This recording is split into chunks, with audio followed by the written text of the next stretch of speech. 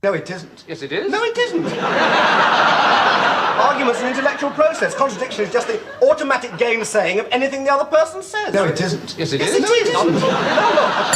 Thank you. Argument's an intellectual process. Contradiction is just the automatic gainsaying of anything the other person says. No, it isn't. Yes, it is. Yes, it is.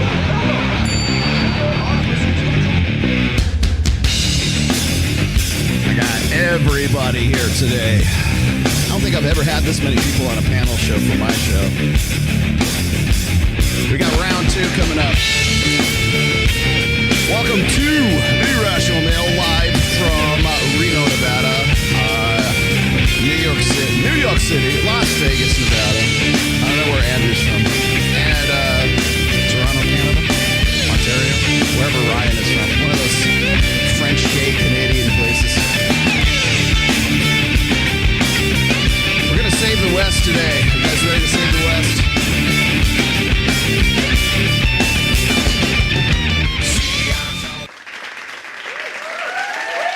Oh, yeah. Before we get started, we have to have only one video today. Just the one. It's too good not to.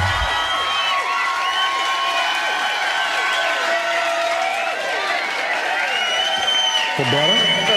For worse. For richer. For richer. For poor. For poorer. Yeah.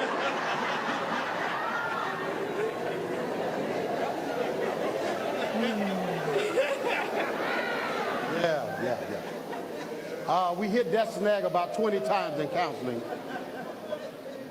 Brill made it very clear to Jonathan, you cannot be broke. In sickness. And in health. To love. Cherish. And to obey. We didn't talk about that one in counseling. We did talk about that in counseling. Yes, we did. So you want me to repeat that again? You want to just keep going? I think we can keep going. All right. There you go. Oh, man, look who I got today.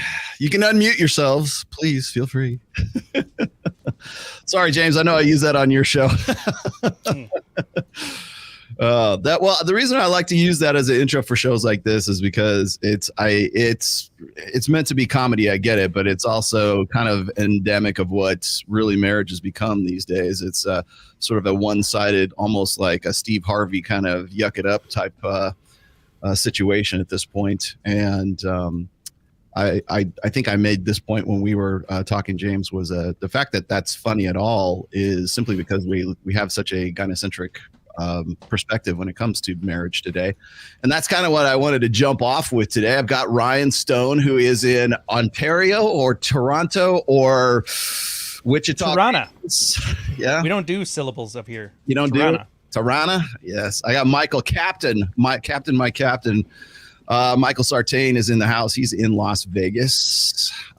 The proprietor of Men of Action, which, by the way, if you want to join, use my link.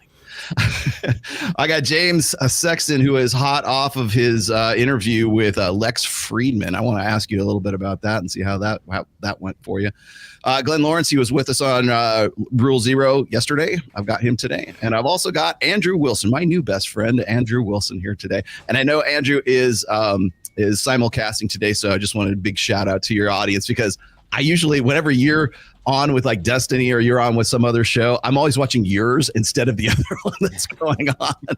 It's much more interesting because all of your little asides where you like mute the mic and then you kind of like talk about stuff. And by the way, you still owe me $10 for toxic masculinity. That's what that was. I do owe you $10. It's true. That's what that was. Andrew, I didn't understand what you were doing. We were sitting there talking to Destiny, and then he would just mute himself and start talking. I was like, is his wife in there? Is he yelling at somebody? Like, what was going on? I didn't know that's what you're doing. That's genius. Yes. That is genius. That was funny. So I was making fun of you guys. Is what? Yeah. Okay. Yeah, no, I'm sure. I have no doubt. I know. Yeah. But it was entertaining as hell. I will say. But it was good. All right, guys. I wanted to get into this today because I felt like we didn't get enough of it yesterday. And Mike, you weren't with us, but we were doing Rule Zero yesterday, and I wanted to launch in here because I've been locking horns recently with guys like Michael Knowles, Matt Walsh, who, by the way, is invited to. I sent him the StreamYard link to this show, so if he or his handlers allow it, he might even actually show up. Could you imagine? Could you imagine? Please, Matt, I'm begging you. We will be he's talking illegal right now. He's not allowed to do this shit. Are you kidding me? I'm he's sure. Got to talk to his 3 lawyers and his handler, and he's got to make sure Ben Shapiro's cool with it. Like, he can't just come on here. Rolo, if Matt comes, play the promo. Oh, yeah. Yeah. That's all I gotta say. Most definitely. It's like, I'll tell you, of all those guys, Matt's probably the one I would want to talk to the most. Michael Knowles just seems sort of like he just hits it and quits it kind of thing. He just like if it's a slow news cycle, he'll go, yeah, and those Red Pill guys suck. And then he knows he's going to get like, I'm going to go, okay. Or else it's Jeremy Boring was actually that Jeremy Boring, the other half of Ben Shapiro on Daily Wire. I didn't even think he was a thing. I didn't even know he was actually a personality. I thought he was just more of like a silent partner and all that. But I guess he's actually somebody, as far as like a personality or whatever. But I'm seeing a lot of this come from the sort of tradcon side of the spectrum now. And the reason why I wanted to get into this now is because I wanted to sort of be able to sort of have had this conversation before we're having it like full scale in the 2024 election cycle, because I will tell you right now that a lot of the stuff that we're going to get into today, you will hear repeated endlessly by traditional conservative. Well, I guess was it Steven Crowder called it Big Con. So I'm pretty sure Big Con these are going to be the themes for Big Con going forward into the 2024 election cycle. How that plays out, I don't know. But as I was saying before, when we were doing the end of the year show last year for Rule Zero, I mentioned this. I said, you're not going to be able to recognize the manosphere or the red pill by August. And if anything, I think I was probably premature with that. I was a little late on that, because it seemed like by about June or July, everybody wanted to abandon the red pill, and especially the people who had made it their bread and butter for the last year, 18 months. And so now it's cool to hate on the red pill, which of course follows suit, because it's exactly what happened in 2016, and it's exactly the same thing that happened in 2020. So it's nothing that I'm not prepared for, but I want to sort of get out ahead of this. And I want to have a good discussion here, because I think that this is going to be I don't even think it's so much a clash of ideologies as it is a clash of fact versus fact. And that's why I want to kind of start off with James here. I wanted to get into the first some of the stats here. One of them was the rate of divorce, and we talked about this yesterday. And so if you can just fill us in on some of this stuff, because the reason why I'm asking this first is I was again talking, or sort of locking horns with Matt Walsh here, and he didn't want to I guess maybe it was Pearl who said something like this. I can't remember, but he was basically responding to somebody who said that the failure rate of marriage was 75%. And I don't think that that's accurate. So yeah. So I think numbers are important. And I think, I enjoyed yesterday's conversation on Rule Zero a lot. And I especially enjoyed talking to Andrew, to the point where I actually tweeted after the show yesterday saying how much I enjoy a debate with someone who knows what the hell they're talking about. And it's obvious that he does know what he's talking about, and that he's done some research. So I figured, in anticipation of today, though, like all good lawyers, that I would do a little research and I would get the most current numbers I could possibly give. So I think it might be nice to start off with some statistics, and then we can kind of put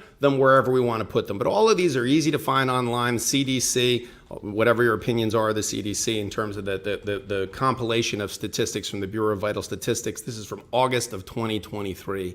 And I want to just throw some concepts and some numbers out at you, because look, we're always being told, it's a Ben Shapiro favorite thing to say, facts don't care about your feelings.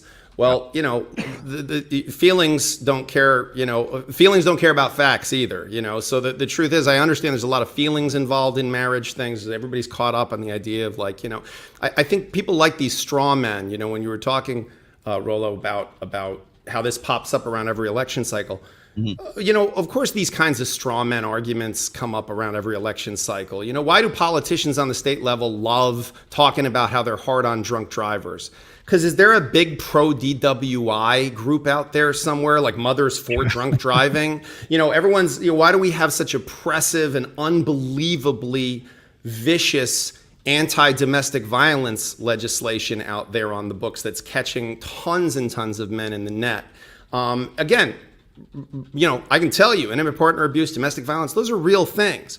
But that's not why we have so many laws in the books that are anti-domestic violence. It's because there's no pro-domestic violence lobby out there. So it's very safe for any politician, whichever side of the aisle they're on, getting up and saying, I am against domestic violence. Well, lottie fucking dies. There are a lot of people out there going, I'm pro-domestic violence. It's a ridiculous argument. So it's the same thing now. What is this year's flavor? This year's flavor is I am for happy marriages. Well, who the fuck is against happy marriages? Is there a group of people out there saying I'm against happy marriages? Because if you want to try to put that on the red pill, like that shoe just isn't going to fit. It's not like anyone in this community is saying, oh yeah, we think marriages suck and marriage as a technology is awful. And even if you're happily married, you should get unhappy and get divorced. That's a ridiculous argument. It's a straw man. So I think we should really be looking at facts. So let me throw a couple of statistics out here, a couple of facts, and then we can all figure out what to do with those. Because, you know, I love people who say they love America but hate Americans.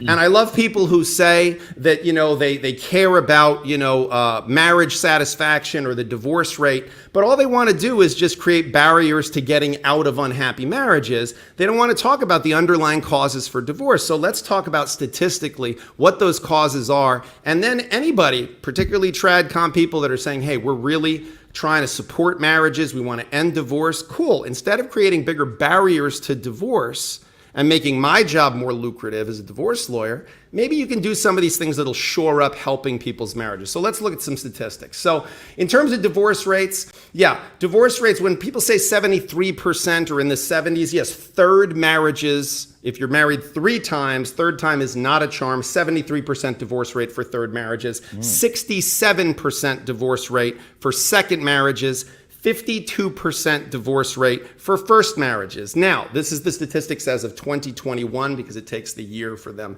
to compile the statistics. So in 2023, you get the numbers that reflected the year of 2021, not 2022. So when you average it out, that's where you get this number of 56% marriages end in divorce, is that they're averaging out, but they're not giving the same weight to all 3 of those things. But it's 52% for first marriages, 67% for second marriages, 73% for third marriages. 40% of new marriages include a partner who is remarrying.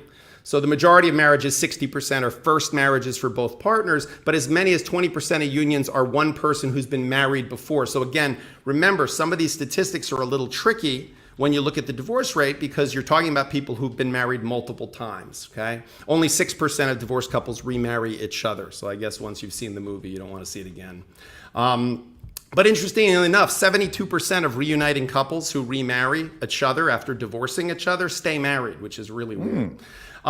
Okay, this is a really interesting statistic. I'm going to be really interested to hear everybody's perspective on this. Having friends who are divorced dramatically increases your risk of divorce. Okay. Yeah. So couples who have friends who divorce have a 75% increase in their own marriage risk. Okay. And even couples with 2 degrees of separation. Well, that's because of this, there's a lot of sociologists that say that divorce is a social contagion of sorts. So I thought that was very, very interesting.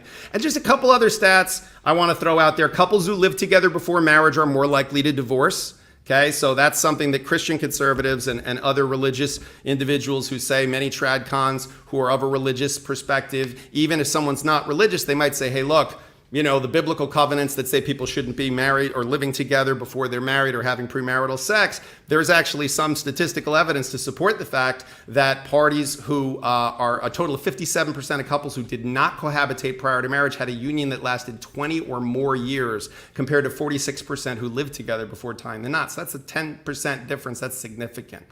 This is something I saw yesterday after the conversation with Andrew that I thought was really, really interesting because it's something where Andrew and I were in agreement. And that is over 70% of couples report not understanding the realities or stages of marriage. Okay, so this is people who are divorcing. 72% of them reported, and it's self-reporting obviously, okay, that one or both of them didn't fully understand the commitment involved in marriage before they got married. And that goes to Andrew's point yesterday that I very much agreed with about how there maybe should be better barriers to entry into the covenant of marriage. Maybe this is something that you shouldn't be able to do for $20 with Elvis marrying you. In Nevada, by the way, highest divorce rate in the United States. Now, here's something that I don't think you're going to hear out of all of these politicians while they continue to have their hands in your pockets. Divorce rates are much higher among couples below the poverty line.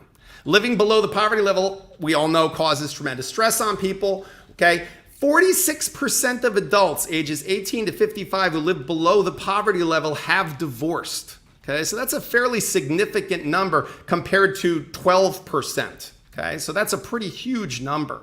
And then also income.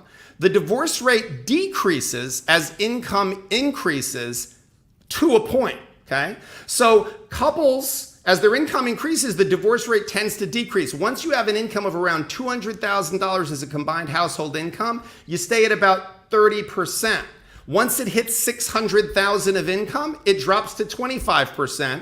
Okay, but once it exceeds that, it goes back up to 30%. So the idea is you should be rich, but not really rich. Okay, like you should have a good amount of money, but not, and definitely don't be poor, because being poor would be bad. Again, so these are some questions about what are these things we can solve for if we're really that concerned about saving marriage. The median age of first marriages is increasing. In 2022, the median age of marriage was 32 for men, 30 for women. Jeez. So let's just tie that in with the biological. Yeah, let's tie. I know that Rolo's going to have a blast tying that in with the biological reality of when people have babies. But to put that in perspective, in 2012, okay, 2012. So we're going, because these are 2022 statistics. Let's go back 10 years. The average age for a woman was 26, and for a man it was 28. So look at that jump in 10 years. Look at how much that's changed, okay? And then the average age of people who divorce, 46 for men, 44 for women. Couples who marry, this is a great one, before age 32 have the lowest divorce rates. But it has to be from 20 to 32. If you marry under the age of or at the age of 20, that's a higher divorce rate. Once you pass 32, the divorce rates increase by 5% per year until the age that they marry. So those are just some statistics. I mean, listen, there's a bunch more that I got for you guys in terms of educational levels. Obviously, the divorce rate for people with an education of high school or less is 39% for men, 37% for women. Whereas if you have a college education, 26% for men. So 26 versus 39, and 37 for women versus 30. So the trope that some people have in their minds that, you know, an educated woman is going to be more likely to divorce, that's actually not true. The lower the education level for women and for men, the higher the likelihood of divorce. So that's a very interesting statistic. And then I wanted to end on, because I know we have some religious people on the panel today, and I have a tremendous respect for religion. But the religion with the lowest divorce population is Hindu. So if we're very much pro-marriage, we need to get people out there. We need to evangelize for the Hindus. Because unfortunately, the highest divorce population is evangelical Protestants. So the evangelical Protestants are they're way far behind the Hindus. Only 5% of Hindus report divorce, okay? So we've got, as compared to 14% of evangelical Protestants getting divorced. But they are still doing better, by the way, than those who are unaffiliated or not religious. That's 11%. 11% so being religious does increase your chances of remaining married, particularly if you're Hindu. Now, let me throw in a couple of caveats here, first of all, because I also want to be able to separate this by socioeconomic level, also ethnicity and stuff like that as well. Because like some of my stats are showing that, you know, if you are, well, I forget which one is it? It's let's see, among race and Hispanic or of Hispanic origins, ever married, Asian women and men had the lowest proportion of ever divorced. So there is going to be a cultural, ethnic variation in all of this as well too, not just by religion. And the other thing is what's the maybe I just don't have these stats available, but what is the most numerous religion on planet Earth? Is it Hindu or is it Christianity? I believe. Christianity I is believe the largest Christianity's like religion on Earth. 1.3 billion or something like that. Yeah. Oh, so I was just wondering because like when I hear like something like, well, it's more Hindus stay married rather than like say Christians or whatever. I gotta like also like take that with a grain of salt because you gotta remember the the displacement or the dispersion involved. I think he was kind of being funny. Like also they lead the world in domestic abuse by far. Like it's not like he's talking about arranged marriages, Rollo. Like there's no way that we're not going to do that. And the majority of this country is Protestant, right? If you choose a religion, I think what I've said before is we're interested. I don't think we should just be interested in the divorce rate. I mean, look, I think divorce statistics are interesting, but I'm more interested in the marriage satisfaction rate. If Andrew, and I'm not picking on you, Andrew, but if Andrew as a married person says to me, yes, I've been married and I've stayed married, I don't consider that a victory. But if Andrew says to me, as I believe he would, I'm married and I like being married. And look, I don't like it all the time. There's nothing anyone likes all the time. But I really think my life is better because I'm married. And I really think that my life would be, again, you're speculating, but you're saying, you know what, I feel like my life is richer for the fact that I made this choice and that I entered into this status with another person. Then you got my interest.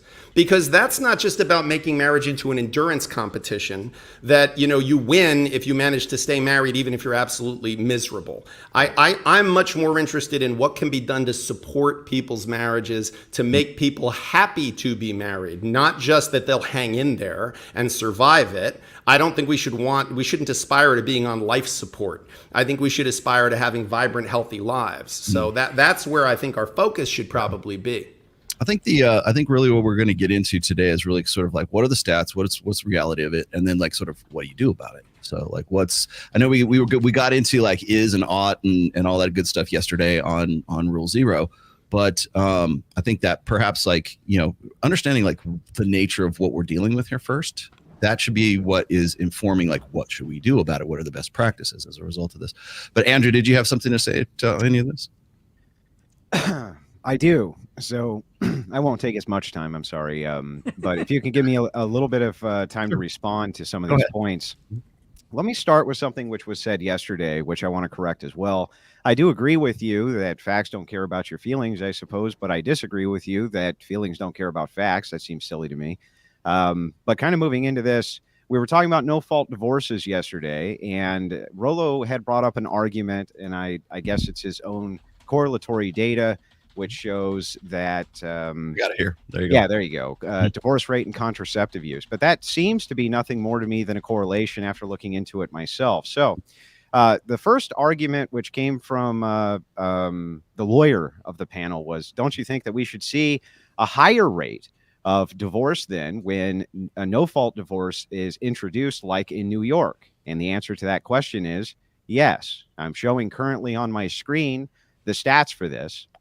It is clear that the figure that almost immediately following no-fault implementation, the divorce rate begins to undergo large increases in the specifics, which include no-fault coefficients, takes on higher divorce rates than the specification which restricts the effects of no-fault laws.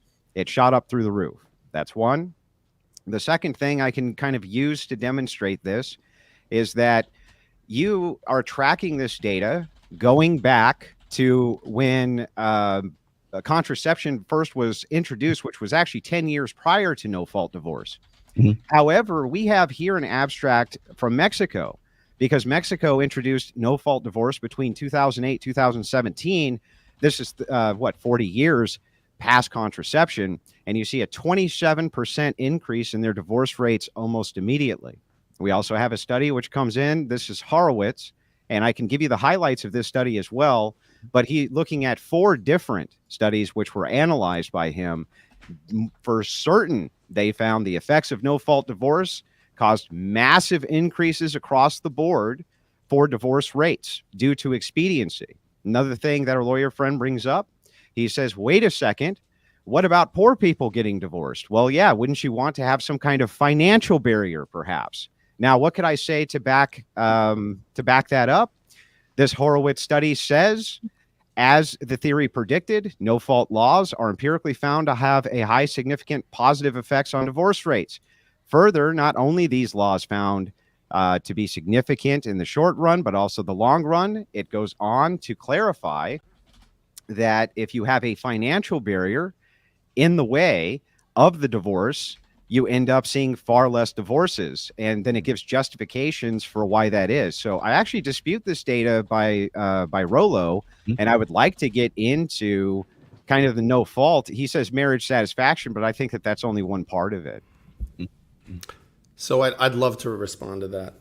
I think, Andrew, that you're and while I appreciate the reliance on the numbers in terms of the numbers of divorces that are entered, okay? So when you say the divorce rate, you're not talking about the number of people that file divorce actions. You're talking about the entry of judgment of divorces. That's what finalizes a divorce, okay? So of course, I think literally every state, particularly California in '69 when they passed it, when Reagan passed it, who, by the way, was a conservative. I don't know if you guys recall. But he did it for the same reason most states did it, which is to move through a backlog. Okay, there's a tremendous backlog. The divorce process is a protracted process from a paperwork standpoint. Now, again, if you think, and this is not a logic I understand when applied to any number of things. Like, there are not a lot of heroin addicts out there going, you know, I want to use heroin. Oh, shit, wait, it's illegal. I guess I'm not going to do that. The fact that it takes a lot of paperwork to get divorced, more or less paperwork, is not going to be something that's going to cause people to continue to have happy marriages. And that's again, incorrect. Is and the I can goal? demonstrate. Hang on. I think well, listen. you can demonstrate. You can demonstrate time. Numbers. Can we just do one point at a time? Well, Andrew, I can, but here's the problem. You're still just spitting numbers, well, right? If you make a point, devoid of one at a time. Andrew, I'm sorry. I thought I was speaking. If you were, want and then to, I was. Okay, you want to just keep talking? I just want to do 1 point at a time so we can get through it. Otherwise, we end up with a gish gallop. Because you just scattershotted about 15 that are. I was all responding to 15 of your points. Wow, man, is it that hard for you to let someone get a sentence in, or are you just used to shooting fish in a barrel? Is that what you do? Like, because see, I used to doing this in court, and the way it works in court is there's a court reporter, and one person shuts the fuck up, and then when they're done, the other person starts talking. So that's called a debate. See, look, you're doing it again, my friend. You're doing it again. At some point, you have to stop talking, though. Buddy, if you think you're going to stonewall over me, you're just making yourself look it's foolish. Steamroll, not stonewall. That would be the opposite of steamroll. Wow, you've really proved your point, Andrew. You got me on that one, man. Absolutely. Like, this is what you do. Like, I've watched your game, man. It's not impressive to anybody. There you go again. Out of Vegas. Look, I want to have a respectful conversation with you, because until you prove you're not worthy. Okay, keep going, man. Can we just do 1 point at a time? Why do you evade? Just let's do 1 point at a time. We'll have a constructive debate. The guy who's interrupted me 15 times is saying I'm trying to evade. Gallop, dude. Look, I'm trying to keep you on point. I'm trying to keep you on point. That's it. Okay, you let me know when you finish, man. Okay, let me set a timer. Let's actually physically see how long you talk. I love debate rules. Let's do it. We'll do point and counterpoint. Ready? Go ahead. What time do you want? What time frame do you want to pick? How about 1 minute? Can you do it in 1 minute? Can you make a point in 1 minute? Well, I think you can obfuscate the facts in 1 minute, which seems to be what you like to do. What you like to do is just throw some numbers out there like you said something, and then step back and go, well, you see, 42%. There it is, right there. As if it means anything. 40 seconds. Doesn't. Oh, did you start the timer for us already, Andrew? Is this I'm just hoping you'll make a point at some point so that I can actually respond to the point. Why don't we? Okay, so I'll tell you what. You pick the topic, because you want us to go one at a time. Mm-hmm. You pick the topic. You set the preposition, and then I'll respond. Okay, we'll do it that. We'll do your rules. 2 minutes. Whatever rule set you want, my friend, I am ready to roll. Whatever rule set you pick. All right, let's let Glenn do the time. Go for it. Okay, so this is easy. I just want to start with the claim that you made for no fault divorce. You said you can't understand in your mind why this would ever cause anybody to have a more productive divorce or a marriage or more satisfaction in their marriage, things like this. However, what I can demonstrate using this Horowitz study when this was focused on your exact point, what they state emphatically in this study is very clear. Those barrier to entries make and force the couples who are inside the relationship to begin some kind of reconciliation process while the paperwork is slowed down. So actually, there's a huge benefit to it. There you go. Whole point made with time left on the clock. Can you respond to that? Happily. Okay. how in the Horowitz study, okay, does one measure marriage satisfaction while waiting for a pending divorce? Because I have to tell you, man, I love when people throw studies out like this and go, well, this study demonstrated that people are much, much happier when they do X, Y, and Z. What in fuck's name are you talking about, man? What was the gauge for happiness? Was it self-report by both parties? One party? Which was it? And you're the one who threw this study out there. So back this thing up. I mean, just saying, like, would you like it if I went, oh, Anthony Fauci said this, so it must be fucking true. Like, let's tie it down. You just talked about a specific thing. You just said that people's barriers to entry, to removal of marriage, okay, increases the likelihood of people reaching a satisfactory resolution that makes them want to continue to stay married. That's your preposition. What is the data that supports that? How did they measure that? You're the one citing the study. I hope you read it. Yeah, so I'll give you the metrics on this from the Horowitz study. So if you're taking pre-no-fault divorce, we can look at marriage from 1910, 1920, 1930, 1940, 1950, et cetera, so that we can look at the satisfaction rates which people are reporting from staying married. They have to stay married because now there's a barrier to exit. Just like you want a barrier for entry, more supportive barrier for entry. I also want that, but also a barrier for exit because it forces couples to reconcile. It actually forces them to begin a reconciliation process while they're cohabitating. So what the outcomes for the people themselves, to me, are actually far less important than the outcomes for the children. The children's outcomes are what we should be focusing on more than anything else, not just the outcomes of the mommy and daddy and their personal satisfaction rate. Don't you agree?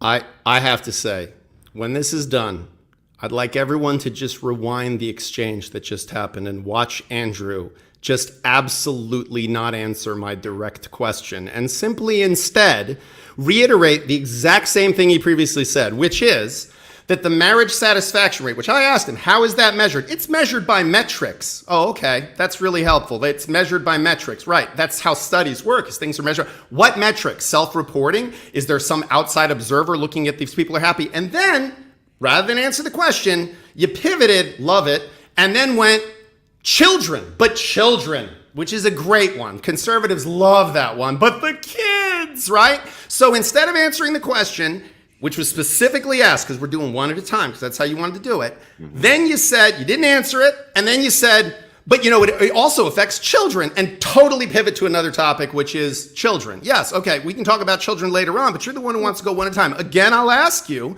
what is the metric by which they are measuring a happy satisfaction rate that leads to any kind of, because again, all you're simply saying is when you make it harder to get divorced, people get divorced less frequently. Right. That seems pretty sensible. When you put locks on doors, people don't go through those doors as easily. But does that mean that they should stay in the burning house? Is that a good thing? So the metrics, I just told you what the metrics were. They were able to go back and look at previous data based on the self-reporting of those people, and they were able to determine these happiness metrics in the Horowitz study. I literally told it to you, and I showed it on screen. Not only that, just to kind of move on from there, just so that you understand, this is extremely important that we have comparative data for this. When we're looking at this data, we're looking for these strong correlatories. We know that the outcomes for children are far better when the parents remain intact in a two-parent household and married. Even if their marriage, they don't report high satisfaction rates inside their own marriage, the outcomes for the children still better. This is what's called a compound argument. It's not a singular factor because we're looking at a lot of different data points here. So I do have a study. I have given you what the study is. I've told you who it's by. I've told you the metrics that they used, and I've told you what their findings on no-fault divorce are. And I would like for you to tell me why it is that you think that no-fault divorce, and this is your claim, that that's not the problem. That's not the issue. There's some other issue other than that when it does not seem like the metrics back that up, man. Let me jump in here. Hold that thought, James. Real quick. Sure. First off, I have a real problem with the term happiness. Okay, not because I'm some sort of unhappy guy, right?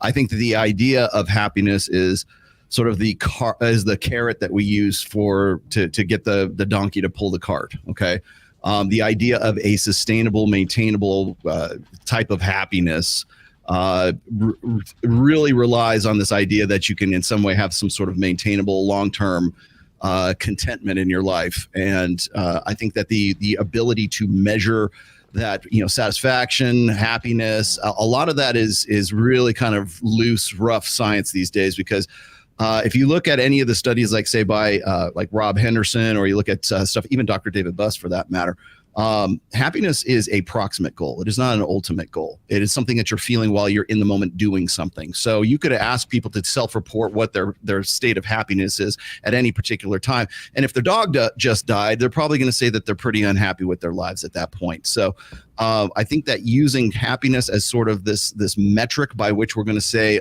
marriage is this or marriage is that, I think we got to remember, I'm not saying it's not something we ought to consider, but I'm also saying we should also consider the fact that the way we consider or we think of happiness right now in a long-term state, in a maintainable state, is not really something I think that is something that is a metric for whether or not marriage ought to be this or no fault divorce does that. The other question I had for you, Andrew, as well, is that when you're quoting these Mexican studies from, I presume from Mexico, these aren't Mexicans that are actually in the United States. Am I clear on that?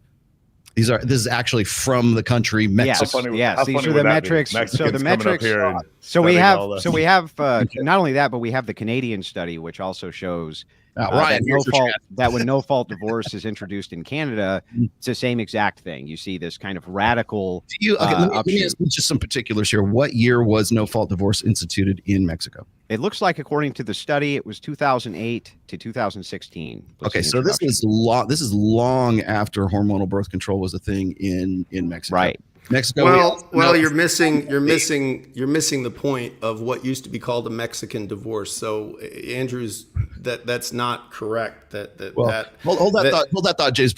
Write that down on your notes there for a second. Because there's two kinds of no fault divorce. There's unilateral no fault divorce, and then there's the statutory no fault, which means you don't have to allege grounds. Unilateral no fault was what Mexico had for ages. Thank you, Andrew. Let me joke. My law degree is worth something. Hold that thought. Glenn, you get your timer ready. The other thing I wanted to point out is when I was showing you guys this, where's that statistic there? I'll call this up again. Do you know, Rollo, with statistics? Go ahead. Go ahead, by the statistics, every human being on Earth has one testicle. Fun fact. True story. Yeah. Divorce rate and oral contraceptive use. Now, again, this is CDC and Census Bureau data like overlaid on top of each other here. This is correlative. I'm not saying it's causation. Okay, I know the difference. Correlation is not causation. Got it. But that's one hell of a correlation. So the reason that I looked into this at all, and you are right here, is because I did find it to be a compelling argument. The first time I've actually really heard a compelling argument and pushback towards my worldview on this, because it is a really strong correlative. And I don't believe that it has nothing to do with it. I'm just saying I don't think that it's the strongest correlative that we have. If we look at the data from the other nations, which came far after contraception was introduced, and we still see these kind of rampant rises in the rates of divorce, I find that to be a much more compelling correlative. That's my only point. Okay, well, I do think it's good data, and I never even had considered it until you brought it up. Well, my other. I still think you're shooting the wrong target with all due respect. The idea of remaining married, okay, I don't think is anybody's goal. Look, there are better arguments, Andrew, for the preposition you're making. Like, the better argument is that there was studies, I think it was 2021, I can look it up if you want, that there was a long-term study that essentially found that unhappily married adults were no happier than divorced adults, meaning that in terms of satisfaction in life, that 12 separate measures of psychological well-being, and it was like depression, self-esteem, they did all of these specific metrics, and they said that people who were divorced and people who were unhappily married were actually both the same, that there was no change. What about their kids, though? Okay, actually, wait a second. There's a great book, longest term study ever done on that, called The Unexpected Legacy of Divorce. And what it talks about is that parental conflict is bad for children, not divorce. There is a high correlation between parental conflict and divorce, no kidding. But the reality is that unhappily married people with a lot of conflict in the marriage have the same levels of toxicity in terms of the effect that it has on their children as divorced people. That's not true.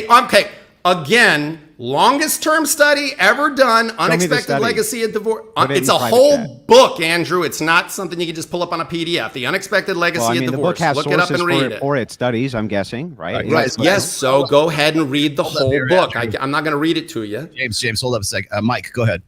Yeah. So if I was going to say this, like, because I don't think either one of you are making like arguing out of bad faith or anything. What I think is you could both cite studies that are in reality, but I think there's two things here that have a weight. And for Andrew, I think the weight of the children and them growing up in a two-person household, I'm just going to say that has a certain weight to it, and that outweighs whatever being happy in the relationship is, or in his estimation, there's a way to become happy through counseling, et cetera, or, you know, just shut the fuck up and deal with it and just be unhappy as long as the family stays together.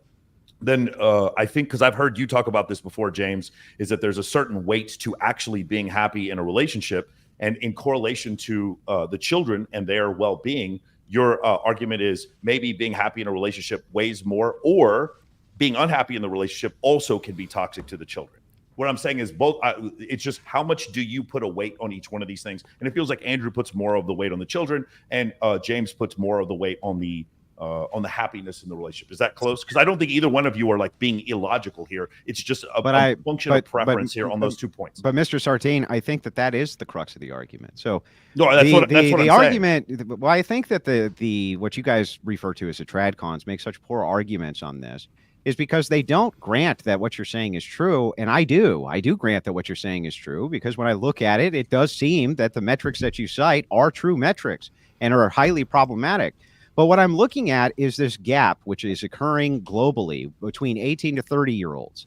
We have a demonstrably low birth rate, and it's on the decline like you can't even imagine, to the point where we're going to be under the replacement threshold.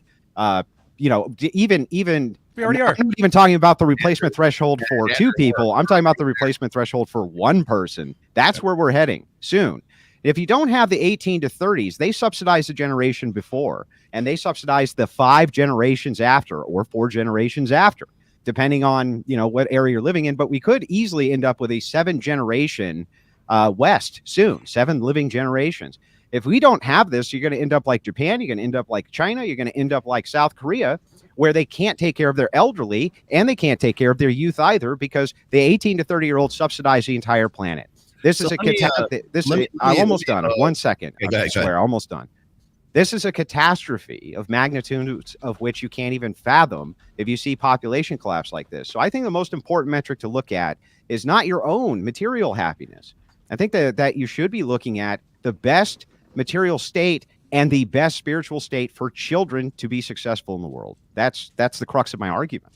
All right, let me throw this out here real quickly just before we start, because I don't think a lot of conservatives really understand the fertility slump here. And maybe this speaks a little bit more to your point about like no fault divorce, and maybe backs up my my claim about hormonal birth control. And I'm not saying that maybe it's a combination of the two, okay? Because I'm not saying it's one of the, it has to be one or the other. Sure. But this is the fertility slump that you're referring to right here. And look where it starts, right around 1965, when hormonal birth control was introduced in the United States. It actually starts in the year 1800. Well, okay. And it goes like this. Yeah. So we see this decline, we see this with this boost, and now from the last, let's just say 60 some odd years, now we've got this, we've been below replacement level since what, 1972, 1973, Yep. The time to be having this conversation and being worried about, I mean, I know that's kind of neither here nor there at this point, but the fertility rate has been below replacement level for quite some time right now. And again, at the time when, if you look at that precipitous drop right there, that's right after hormonal birth control and, of course, no fault divorce, which if I'm going to make a play here, I'm going to say that no fault divorce is a fallout. It is a downstream effect of hormonal birth control. So go ahead, Mike. What were you going to say? Oh, yeah. So just to add a little bit of context, because what Andrew said is true. The thing is, prior to the year 1850, over half the Earth's population died before the age of 5. So having a high birth rate was a function of survival. Birth rate does not equal survival rate. And the second part was up until like 1929 or the Dust Bowl, actually, or let's just say go up to the 1950s, you needed large families in order to survive. So like not all those people were surviving. So that those numbers don't quite, especially once you have the advent of broad spectrum antibiotics in like 1937, you need fewer children to maintain your children, if that makes sense. Yeah. Whereas the, before, the gentleman from Ontario now has the floor. Yeah, it's the problem with stats, and I get the whole thing here. We can do the stats back and forth. It's like I was saying earlier. Statistically, every human being on Earth has one testicle, right? So assuming they're done correctly, I did the math. That is correct. yeah, assuming they're done correctly, which they usually aren't. Assuming they're looking at the right variables, which they probably aren't, and assuming they give you something you can do about it, which they absolutely cannot. It's just an aggregate number, right? There's a meaning behind it, and you guys can argue whatever. The only thing I know is right now, today, I can not trust any egghead, any authority that says anything because they're always wrong. All you can trust is what you can see with your eyes. So yeah, children being happy, children being raised well, that could probably work. What do you have to do about it? You have to, enforce boundaries, make your group as happy as possible because happy parents don't fuck up their kids. So it's like first principles. You got to stick back to what you can see here. And there's too many variables to even account for all this stuff. So as far as the immigration birth rate argument, that argument was settled in the 1980s. Right now, our plan is unrestricted immigration to hopefully beat out China, India, and Africa on an attrition scale. So, yeah, but to your point there on with sorry. This is one I actually wanted to ask you at the end, Andrew. Mm-hmm. We remove no fault divorce tomorrow, if we add it, at fault divorce. Sorry. Yeah. Do you think those people are going to be any better off when they're forced by the state to stay together? Knowing that after 2020, most people realize state enforcing their will on you is not necessarily a good thing. I can't. I'm gonna be way better off. So that was. I lost a tremendous amount of lucrative aspect to my practice when New York went. Well, yeah, and that's my point because we used to do fault trials, and fault trials burned the first $10,000 to $20,000 of the couple's money. So what we would do is we'd put one on the stand, and we would say, what happened in the marriage? Oh, he was so mean to me and he made me so upset. Here's the thing. Look, I think we can go statistics all day long. And I think Andrew and I will both find things that support our respective positions. That's what's great when you're a trial lawyer is like cigarette companies found, doctors who would testify to the fact that cigarettes were good for you. You pay enough, you can find statistics that back things up. It's a really easy thing to do. I think what we fundamentally should be looking at here is why are marriages failing at an alarming rate? And to say it's because people can get divorced slightly easier and slightly cheaper, I think that's just ridiculous. And I don't think you have to have a PhD. People don't know how to socialize together long term. Well, the argument I think should be, and I thought I heard Andrew say it yesterday, and it was the most compelling thing he said from my perspective, was that we need to figure out how to build communities that support marriage. How can men support men in staying married, staying fidelitous, staying focused? Now, Andrew, from what I understood, was saying that is in some ways tied to religion, and that religious communities help people understand their gender roles, the responsibilities of them, help them figure out what it is that is expected of them as a husband or as a wife, help them have definition, help them have support, multi-generational support. So why did they stop doing that 50 years ago? I think there's a lot of other reasons why people rebelled against religion. But the question is this too far south north? Do we treat dandruff with decapitation? That's the conversation we should be having. I really just don't think this is my problem with Matt Walsh. My problem with Matt Walsh was not that Matt Walsh has 6 kids and says being married is phenomenal for him. That's great. And even if he says, hey, young people, young men, be married. Don't run around chasing skirt and having instead focus on building yourself and building a family. Listen, these are worthwhile sentiments. And I can't say he's wrong or right. I don't know. But what I can say without question is no fault divorce is not the reason why people are getting divorced more than they used to. Even if you show a slight uptick after you pass no fault statutes, in large part because they streamlined the process so all the backlog of divorces finally got put through. It's not about that. This is about why do people hate being married so much these days? Why do people not want to get married these days? This is the question that matters, not no fault divorce. Believe me, get rid of no fault divorce. Divorce lawyers will go back to making more money. We'll be happy to do it. But it is not going to solve the problem you're trying to solve. I got really quickly here. Declining birth rates is consistent across all countries right now. Yeah. Even the ones Africa, that, I think, is the only exception. even the ones that don't have no fault divorce. So as far as the fertility slump across the board, across, globally speaking right now, you can't really make that connection in a worldwide sense, because you're still looking at at countries that don't even consider no fault divorce. Well, So, and Rollo, what it caused by female prosperity. That's the singular reason that drops the birth rate. more or less, yeah. So the only argument, if you want to raise the industrialization birth rate, is is basically have to make women barefoot and in the kitchen by law, which so nobody's going to go for that. Well, Go ahead. industrialization is a big prime cause of birth rate drops across the board, and has been for a long time.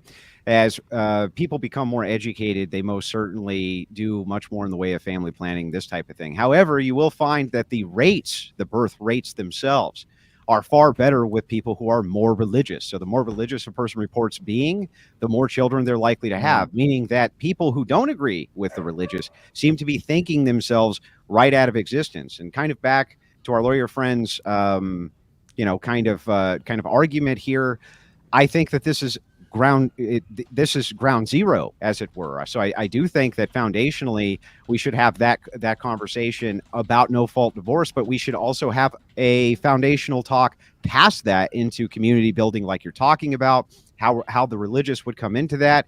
I want to have the conversation for all those things, but I do need you to note this one important thing. If you had a modern battle, like two squads fighting with each other, and it was 20% of them died, that would be considered a fucking bloodbath, a bloodbath of spectacular proportions. You're talking about an increase in some of these places of 30%, 35%, and you're like, it's a slight uptick. That seems kind of disingenuous, dude. Just to be honest with you, it seems kind of disingenuous. Yeah, I don't know where you're getting those numbers from, but again, it seems to be your favorite way of addressing things is to sort of throw out numbers with absolutely no actual specific reference. But I hear you. I guess what I would say that again, okay, that's nice. I have a pony in front of me. It's just out of camera. Like I'd love to see it.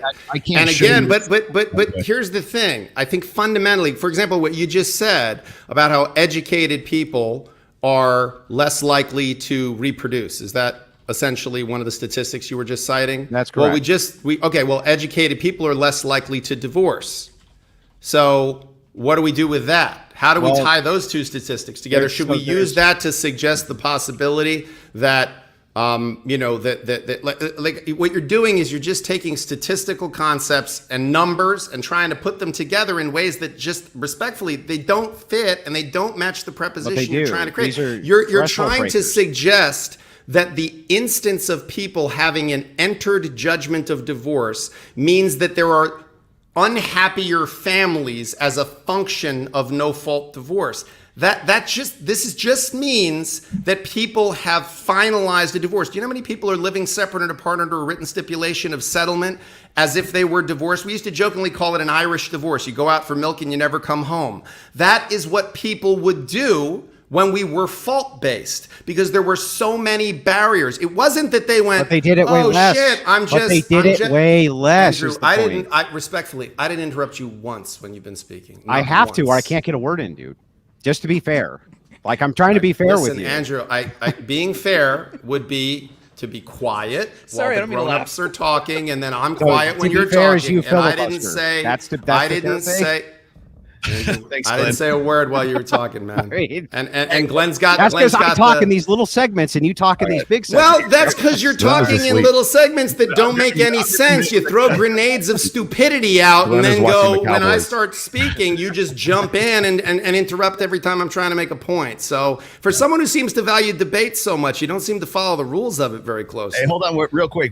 Glenn, you had something to say. Go ahead. Finally. Yeah, so my question to Andrew is like, look, I get what you're saying, but the answer right now is not the church or the way the church does marriage, because Christians have a 25% divorce rate as well. So they're not doing significantly better than anybody else. They may be having more kids, but they're still just as bad in divorce or maintaining a marriage as everybody else is. So that can't be that's not the solution for this right now.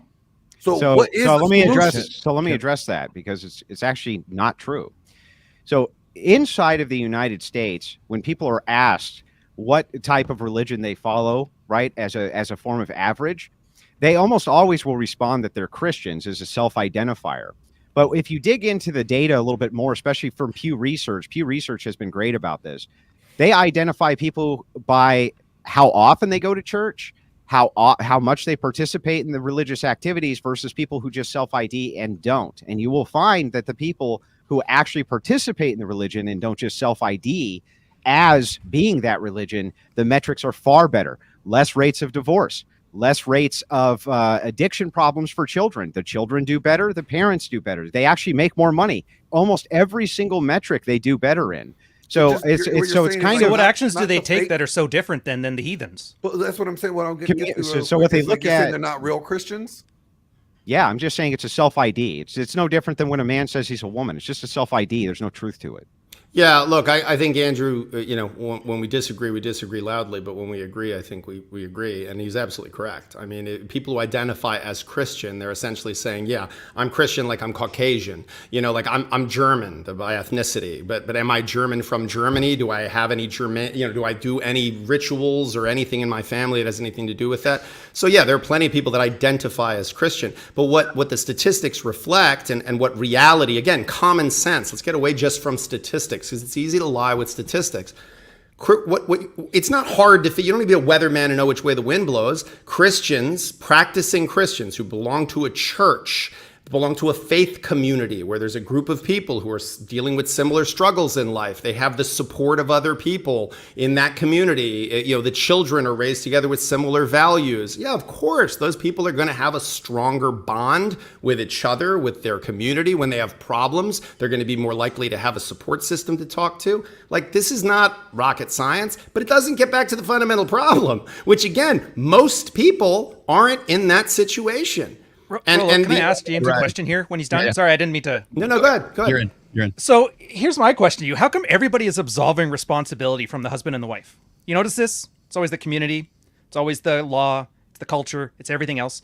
Why has there not been any discussion at all in this thing about what does a man do that makes divorce more likely? Because only the religious. And what does the woman do? I'll tell you makes why. It more likely? It's because only the religious can make ought prescriptions that make sense. That's why. No, I'm talking practical. I'm like, does he do the dishes? I am talking in a practical sense, right? Yeah, does she lose weight? That's the stuff. Secular morality has no argument to enforce the morals of any sexuality whatsoever, let alone marriage or any union thereof. Secular morality can't do it. So if you're asking these questions like, why is it that these people are absolved of responsibility? It's because society has no choice but to absolve them, because there's no foundational ethics that require them to stay together. Only the religion can bring that. Nothing else can. Yeah, I'm not talking morals. I think if you tie that practical things. If you tie that back, though, no one's taking away individual responsibility here. I understand your question, Ryan, and I think it's an interesting point. But look, even if you didn't believe in Jesus Christ as your personal Lord and Savior, and you join a church, okay, and you become an active participant in that church community, you're going to be built up. You're going to have people around you that care about you. You're going to have multi-generational influence. You're going to have older men who are going to say to you, yeah, I had problems in my marriage when I was at your age, and I know what that's going through. And what did they do about it? Exactly. They swap notes. Right, but again, this is about community. You can't take. We are social creatures. You can't remove us from that context completely and say, well, what is it after? Where's the individual responsibility? Sure, the individual responsibility is absolutely important, but the individual is part of a culture, part of a society. How our self-perception is defined is very much a function of who's to the left of us and who's to the right of us. But this kind of moves to my point, which is to say emphatically that these sorts of oughts, these kind of ethical foundations, which these communities are built around. So culture is downwind of theology, and politics is downwind of culture. This is how all societies in human history have always worked. The same thing you see on a micro scale as you do on a macro scale. So on the micro, these communities you're talking about, where you have cross-generational support systems and things like this, it's because they're grounding foundational glued ethics are there, whereas you don't see this with secular identity. It's a massive problem, and nobody really wants to talk about it. I have no idea why. It seems Well, see, So and can I'm I not really ask talking about Andrew? morals Can or I ask ethics either. I'm Andrew? talking Can I ask about Andrew a incentives. question though? Hold that. I'd like Andrew's that answer thought, to a James. question. James, Yeah, hold that Go thought ahead. just real quickly. This was actually really very timely. Thank you, Alvin. Gallup. I was going to pull this up. You beat me to it. Gallup polled 2017. Very religious Americans consider divorce as morally acceptable. Yeah. So now I understand this is going to be like, oh well, not in my church. I get it. We can get to no true Scotsman. Nothing like that. Nothing like that. However, let me one more thing is also, if we're going to talk about like, religious people tend to stay married, whatever your religious affiliation happens to be. What do you think the highest stated identified religion is in prison right now? So Christianity, exactly. So we can say, well, more criminals are Christian than any other religion in the world, right? They at least identify that way. But how you are, like how they identify, correct? But we can, I can say that and give you that statistic by saying more criminals are Christian and therefore more Christians are criminals. If you understand what I'm saying. So as far as the identification side is concerned, it just depends on how you're going to serve that up. But the other part of this is, and then the last thing I wanted to get to is that when I was writing my fourth book on religion, I did a quote in there, and I think back at the time, it might be more now, but at the time it was 68% of identifying Christians admitted to having a problem or an addiction with pornography as well. So as far as like the church is concerned, and when we say the church, are we talking about Catholicism? Are we talking about Mormons? Are we talking about, That's also a good question. Baptists? Are we talking about Methodists? There's which franchise are we really talking about in terms of who does better than what demographic does better than what demographic? And clearly the Hindus seem to have got something right,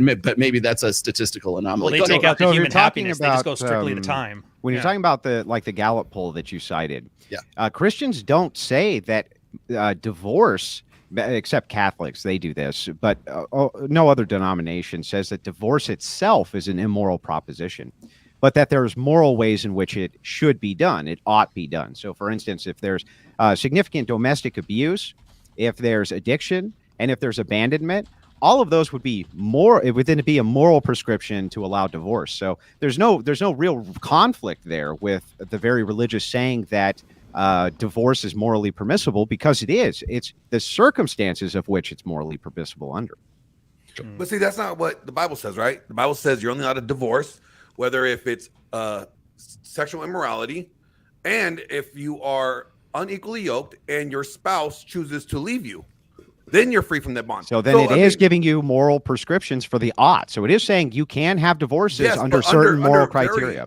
Here's the problem. We think in generalities and we live in details. So when you say, for example, significant domestic violence, you do realize how thorny of a ground that is, right? What is significant domestic violence? How is it defined? Each state defines it differently. So, these are very easy things to throw out there in terms of the statement of, well, if there is significant domestic violence, but the manner in which significant domestic violence is defined, the manner in which it is proven, because again, as a lawyer, it doesn't matter what I know, it matters what I can prove in a court of law, and most people, if you're not aware of it, don't abuse their spouses physically in the presence of other people. They do it in the privacy of their own home. So there's not a lot of evidence. Most victims of intimate partner violence don't call the police. They don't file police reports. So there's problems with that concept. But I want to pivot because, again, I want to stay focused on single concepts and topics. And one of the things that Andrew was talking about earlier was this idea that I guess if I understand your point correctly, is you're saying that by getting rid of no fault and making it harder, like barriers to exiting a marriage, that it will give people time to work on their marriage and realize whether or not they actually want to get divorced. Am I understanding that correctly? Yes, there becomes barriers for exit. So it used to be a prescription as well. Right. For show cause, even that you had to get counseling, you had to do things like this. This is an important aspect of being able to exit the marriage. Right. Okay. So that's what's referred to legally as a cooling period, right? You're aware that there are still 7 states that require a cooling period in the United States. Yeah, I'm sure there are. Yeah, there's 7 states that require a cooling period, 6 months to a year. Okay, Massachusetts requires a year. I think I forget what the other states are, like Montana, Vermont. There's a few others that it's 6 months is a cooling period. So under your theory, right, a cooling period would likely lead to or would increase the likelihood of people not getting divorced at the end of the cooling period. Is that right? Well, that would depend. There might be some other variables which are in there. But if we're looking at this as a whole, what I would say to you kind of specifically is, if you have no cause, there would be no cooling period to begin with. You would have to actually engage in that marriage like you used to. You brought up unilateral marriages, for instance, which I thought was great. Unilateral divorces. Yeah. I'm sorry. Unilateral divorces. I thought that was kind of a great thing to bring up, because we do have a lot of comparative data, and the Horowitz study really narrows in on the unilateral divorce versus the no fault. And you definitely see a significant increase in the divorces, and not just due to backlogs. It's not just due to the backlogs. I know that's kind of something which is thrown out a lot, but definitely when you're looking at what you call a cooling off period, I think that now that's adjusted for culture. But if you could move backwards and kind of look at the data backwards and say, wait a second, there needs to be some kind of cause for you to even enter into a cool off period. That's kind of the grounding that I'm looking at. Wait, I'm sorry. So under your theory of what this would look like, well, I'm just before you could even, okay, well, no, I'm asking you, like, you get to make the rule now, Andrew, and you're in charge of society, okay, when it comes to this issue. Yeah. And what you're saying is, before you can even separate and have a cooling off period, the state would have the authority to deny you the right to do that. Well, no, the church would. So as far as the church would, yeah, okay. So as far as this secular marriage, I was talking though about the United States. So yeah, but even in the United States, the church often had dominion over marriage. This is so we're going to give the church dominion over secular marriage, or is this where we're getting back to what we talked about? Yeah. Okay. No. So what? So again, we're talking about two completely different things. We're You're not talking about I can give you a secular prescription, covenant and a marriage versus legal marriage. Yeah. Well, if you're saying that the church should be in control of when people can separate from each other physically to begin a cooling period or a separation or file for divorce, you're putting the church in state place, right? So again, I'm not saying that I can answer your question. Okay. For secular marriage, my prescription is that secularists should not get married because they have no justification to do so. Ever. None. Zero. Nilch. So there shouldn't be marriage for secularists. I don't know what the hell they want to call it or how they would put it together, but they have zero justification to get married. Marriage is a religious sacrament. It's a religious institution. So when I make ought claims, I'm making it towards the claim of the church should be governing these things because these are religious sacraments. Secularists should not be governing them. Why the hell would a secularist get married? I can't think of a single moral justification secularists would have for marriage. Whatever commitment they decide to make with each other, whatever vows, they don't need the state for any of that. I have no idea why they do it. It makes no sense. The church to me. do it well, tomorrow but if here's the nobody's in their problem. way? Here's the problem, Andrew. Though, before we get into sort of the fucking girl, that's what. Before we get into the idea, Michael's just like keep away from my woman. I got a question for you. But Andrew, I guess my question is again. I got to get some mic next. Go ahead. I appreciate this as an answer from the point of view of philosophically, what kind of society should we be building? I understand you have the right to have your perspective on that. But the world we currently live in, there are a tremendous number of people that have engaged in this, what you would consider to be utterly useless concept of a secular legal marriage. And my job, my day job, is helping them untie that knot. So we can't wave a wand and have them be in a society where they didn't get married. They're already married. So I'm simply trying to understand, what do we do with those people when one or both of them decide we no longer wish to be in the legal status of marriage, which is a status conferred by the state currently, not by the church. What you'd have to do is the same thing you would do if you removed any law process. So you'd have what would be called a grandfathered clause or something like this. You would still have to process out all of the divorcees and that type of thing. But I think that the state itself should probably absent itself from marriage completely for good. Always, because there's no point to it. That if they were going to be involved in marriage, the only good justification for the state to be involved would be for the promotion of the family unit, for the purpose of raising up birth rates, and for the purpose of kind of the health and welfare of the United States. But as we've seen, this is counterintuitive to the health and welfare of the United States for secularists. They are not healthier when they're married. They're not doing better when they're married. To some degree, maybe you could make the argument they do by minor metrics. But they're not doing well under marriage. Secular marriage is not going very well for secularists. I have no idea why the hell they're doing it.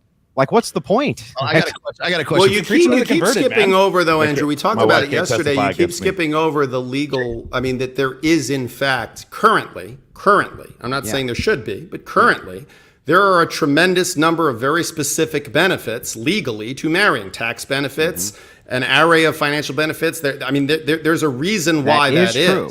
And that is true. However, it's also true that we can reform those laws 100%. for cohabitation and things like this. Again, now we're talking. it currently exists as this. I agree that So, the descriptive is true, got a but I'm question giving an for you ought on real top quick. of the descriptive is. I get it. Finish your point. That's okay. So here's what I'm going to ask you real quickly. So I'm just for my own clarification. And I got a question for Mike, where I have a follow up for this as well. So let me see if I get this straight. And Andrew, so what you're saying is that the people who aren't religious shouldn't have the rights to get married. Is that what you're saying? Yeah. Or okay. So, but you're also promoting marriage, just not for secular people. That's right. So secular people should never get married. Then if that's the case, then what about the birth rate? So the birth rate is not going to be a problem either, because if you look at the data, just should repopulate the world. If you look at the data, you'll find that it's mostly the religious who are doing the repopulating now.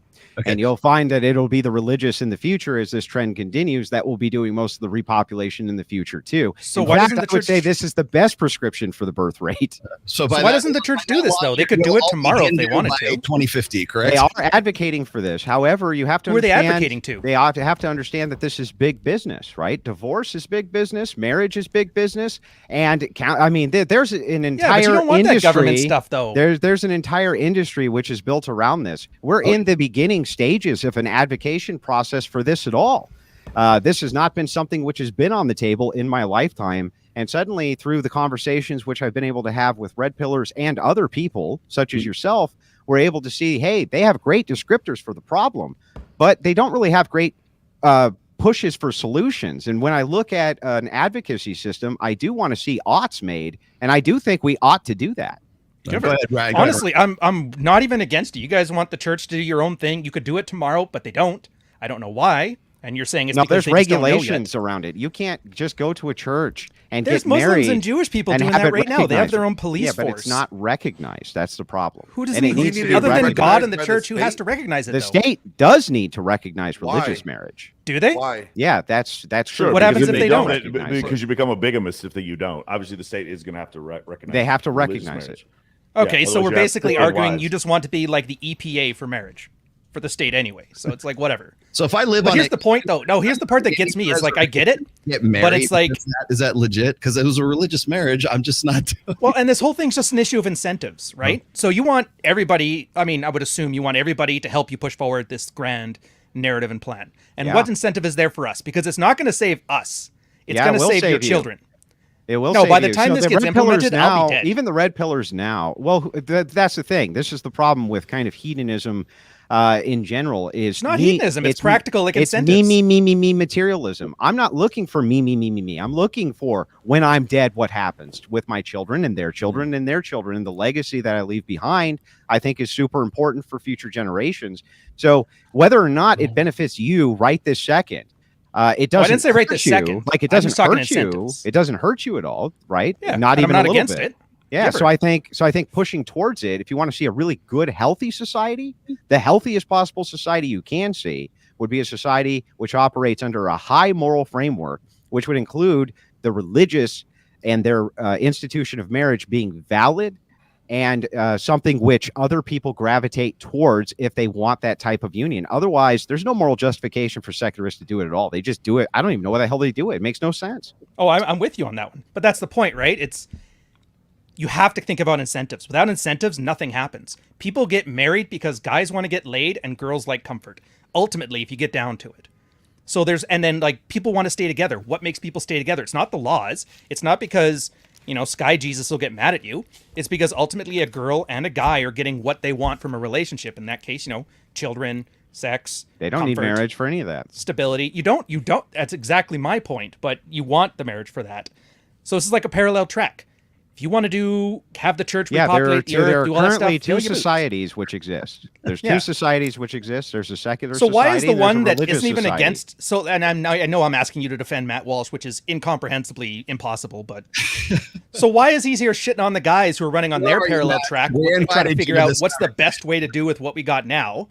Yeah, I can't. I don't this think. side I don't speak think on Matt behalf- Walsh. Yeah. Look, I don't think Matt Walsh is saying. I can't speak that- on his behalf anyway. Matt Walsh would have to speak on his own I behalf. am- I'm only advocating. I'm only advocating for what I think most of my side would agree with, and what Yeah. most of my side does believe institutionally is correct.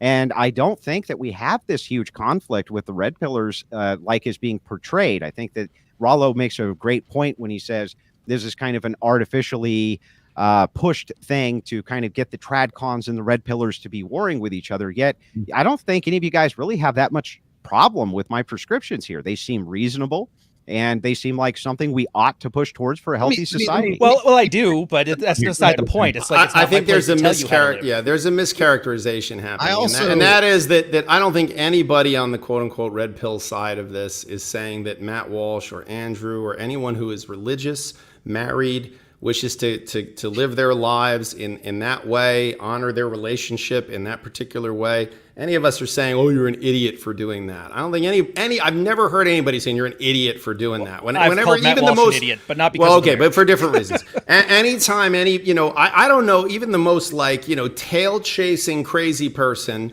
when they see a couple that's happy and married and they're raising children and they're enjoying their life and their children, I don't see them shitting on that. I think they look at it and go, "Look at this guy, he won the lottery. Good for him. He's happy. That's good for him. Well, it what makes do we learn him from it? happy."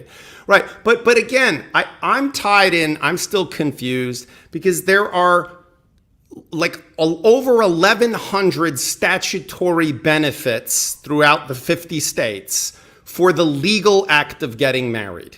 And so the religious concept of marriage and why people should bond, look, we can have a debate, and I don't know how productive it'll ever be to have a debate about whether there can be secular morality.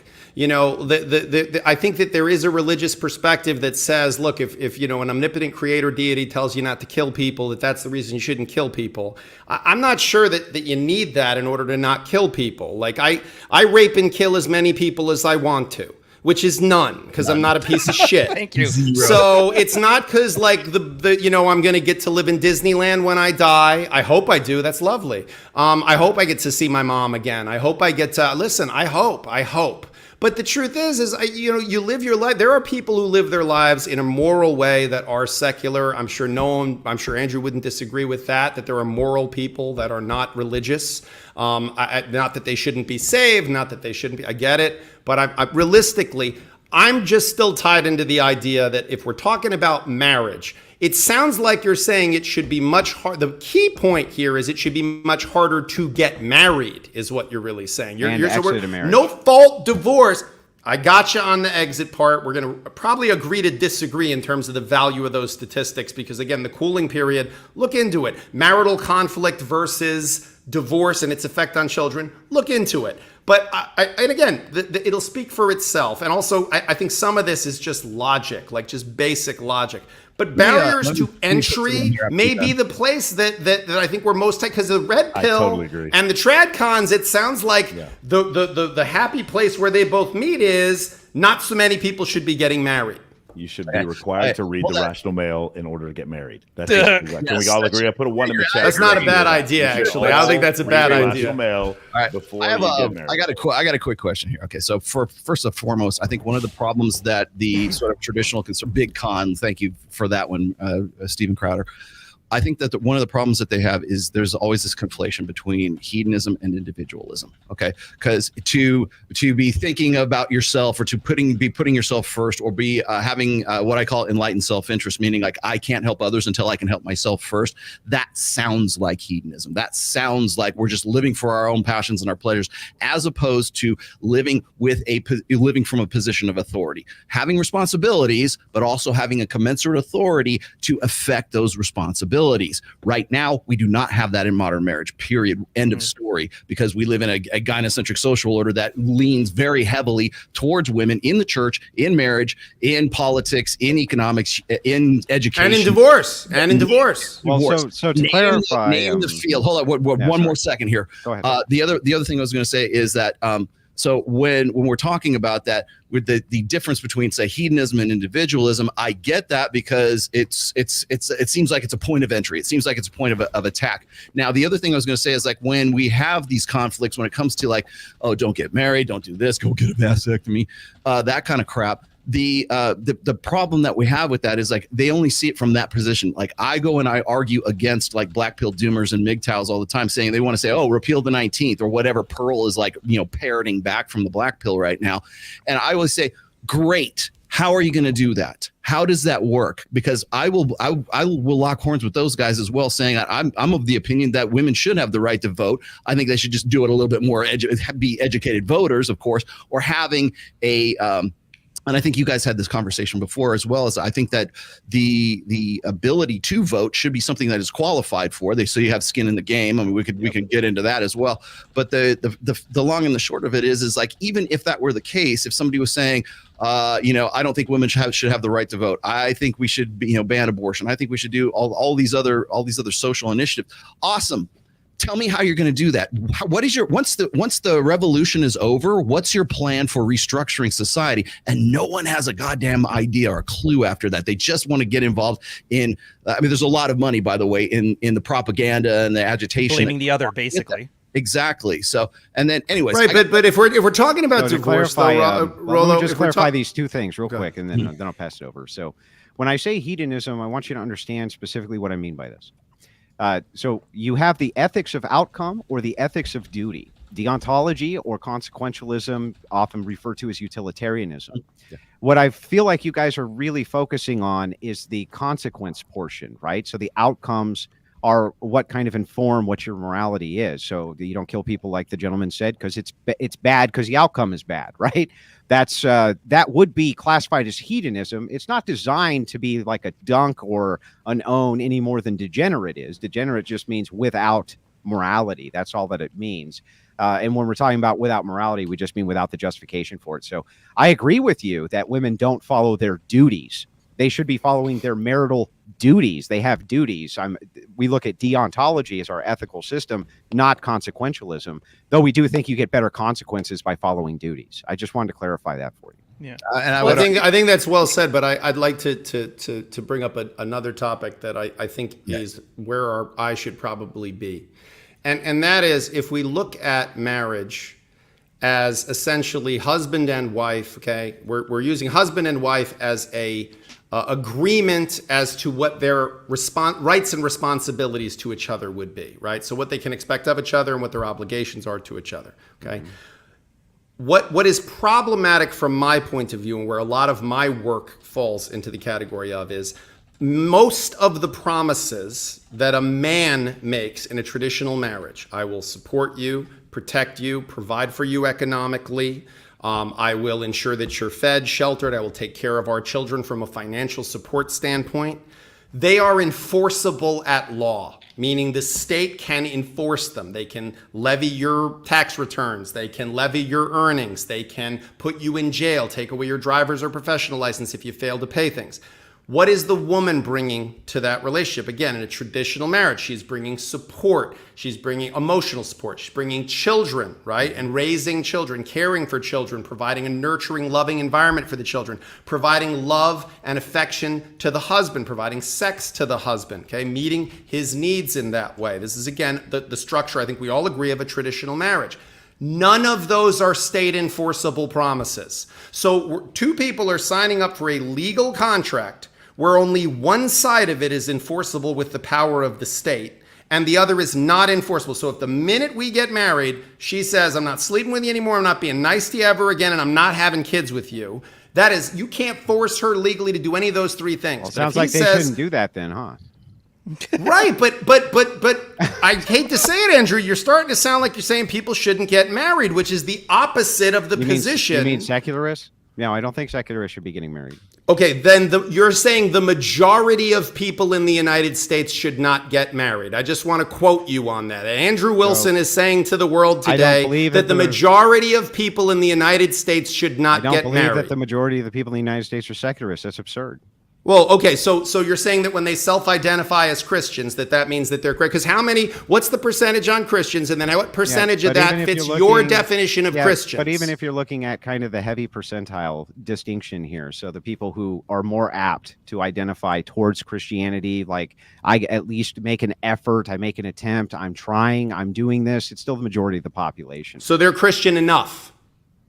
Yeah, I think that for you, Christian-ish. if you're going to make any of these kinds of, if you're going to make any of these types of vows or any of these types of sacraments or things like that, if it's not in a religious connotation or context, you just made a fantastic argument for why you shouldn't do that.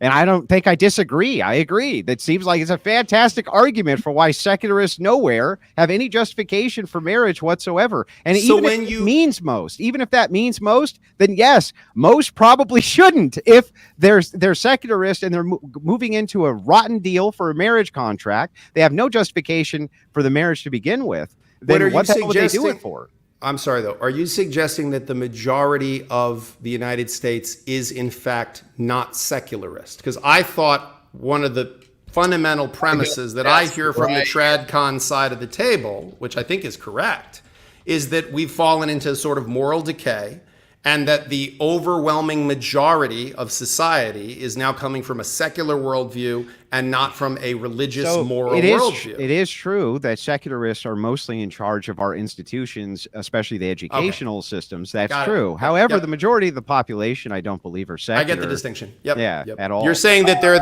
the vocal minority, that they're in the media, they're in the educational system, and therefore we think that is the majority, but in fact that is the people who have the bullhorn is the secularists. Yeah, that's Either correct. way, none of them are coming to save That makes us. sense. That's true. I can't disprove that, and I can't disagree with it. The state could change this tomorrow, and they don't. So nobody's coming to save us. And all that's left is incentives. And you can call it hedonistic, but if a guy wants to marry a girl, he has to offer her something. Emotional security, the alpha traits, the beta traits, whatever you want to say. And the part that gets me about all these conversations is we'll argue about statistics, 10 years of statistics. Not one person mentions, what can you do to incentivize this person? And you're right, James, when you were talking before about, she could decide not to fuck you tomorrow and you can't do anything about that. Right. There's no hard power.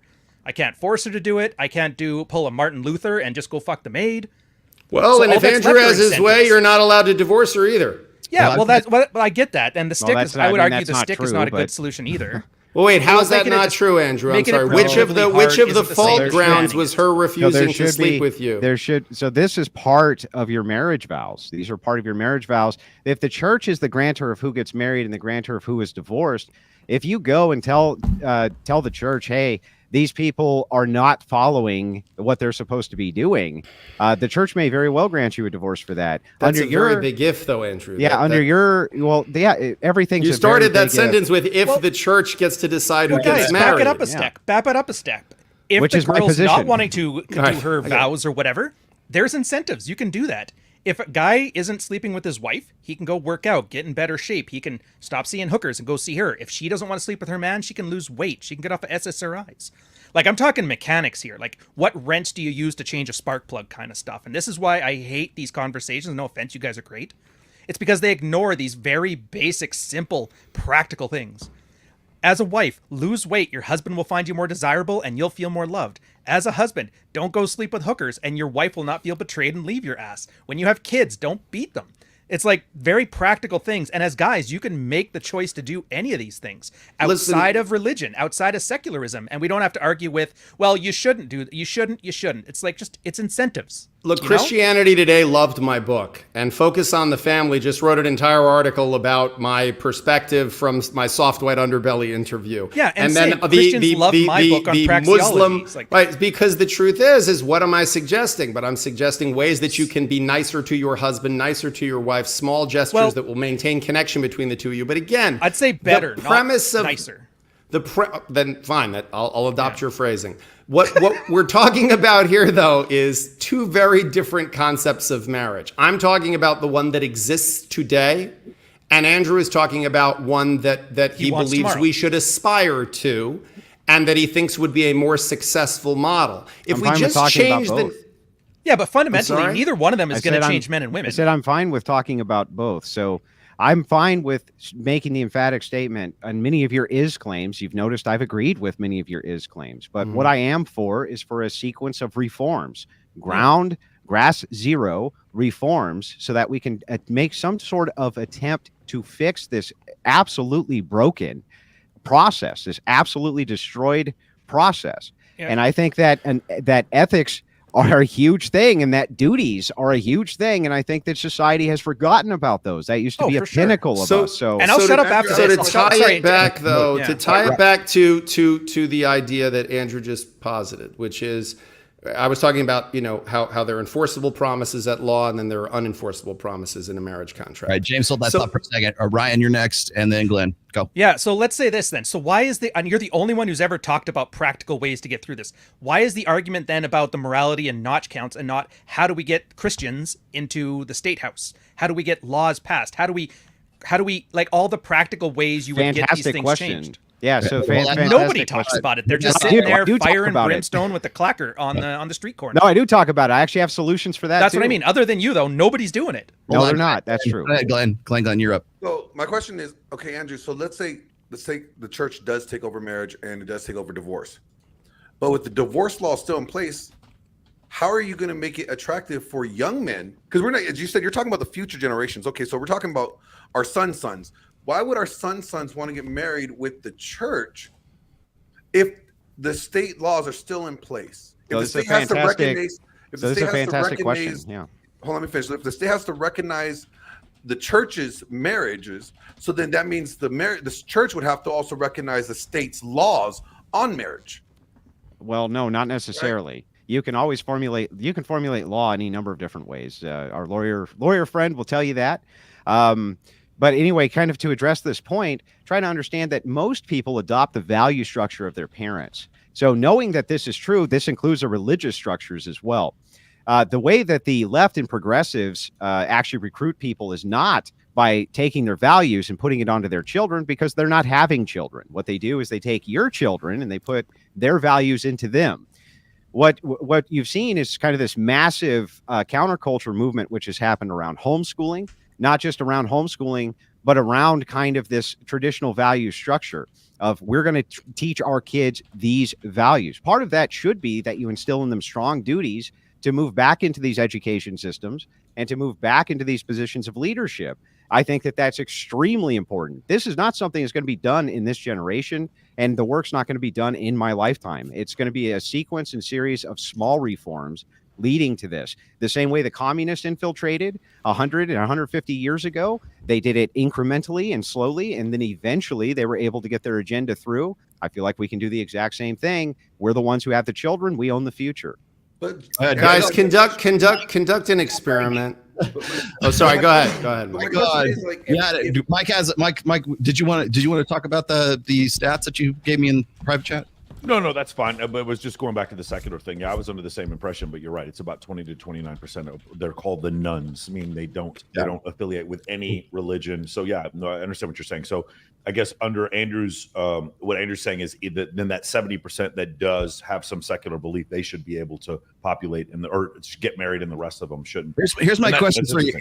Here's my question for you, Mike. Mike, I understand what your personal situation is right now with Kylie. So yeah, and you have on Access Vegas on a couple of times said, hey, I'm not ruling out the fact that I want to be married at some point and I want to have kids at some point, right? And I know what your situation is with her.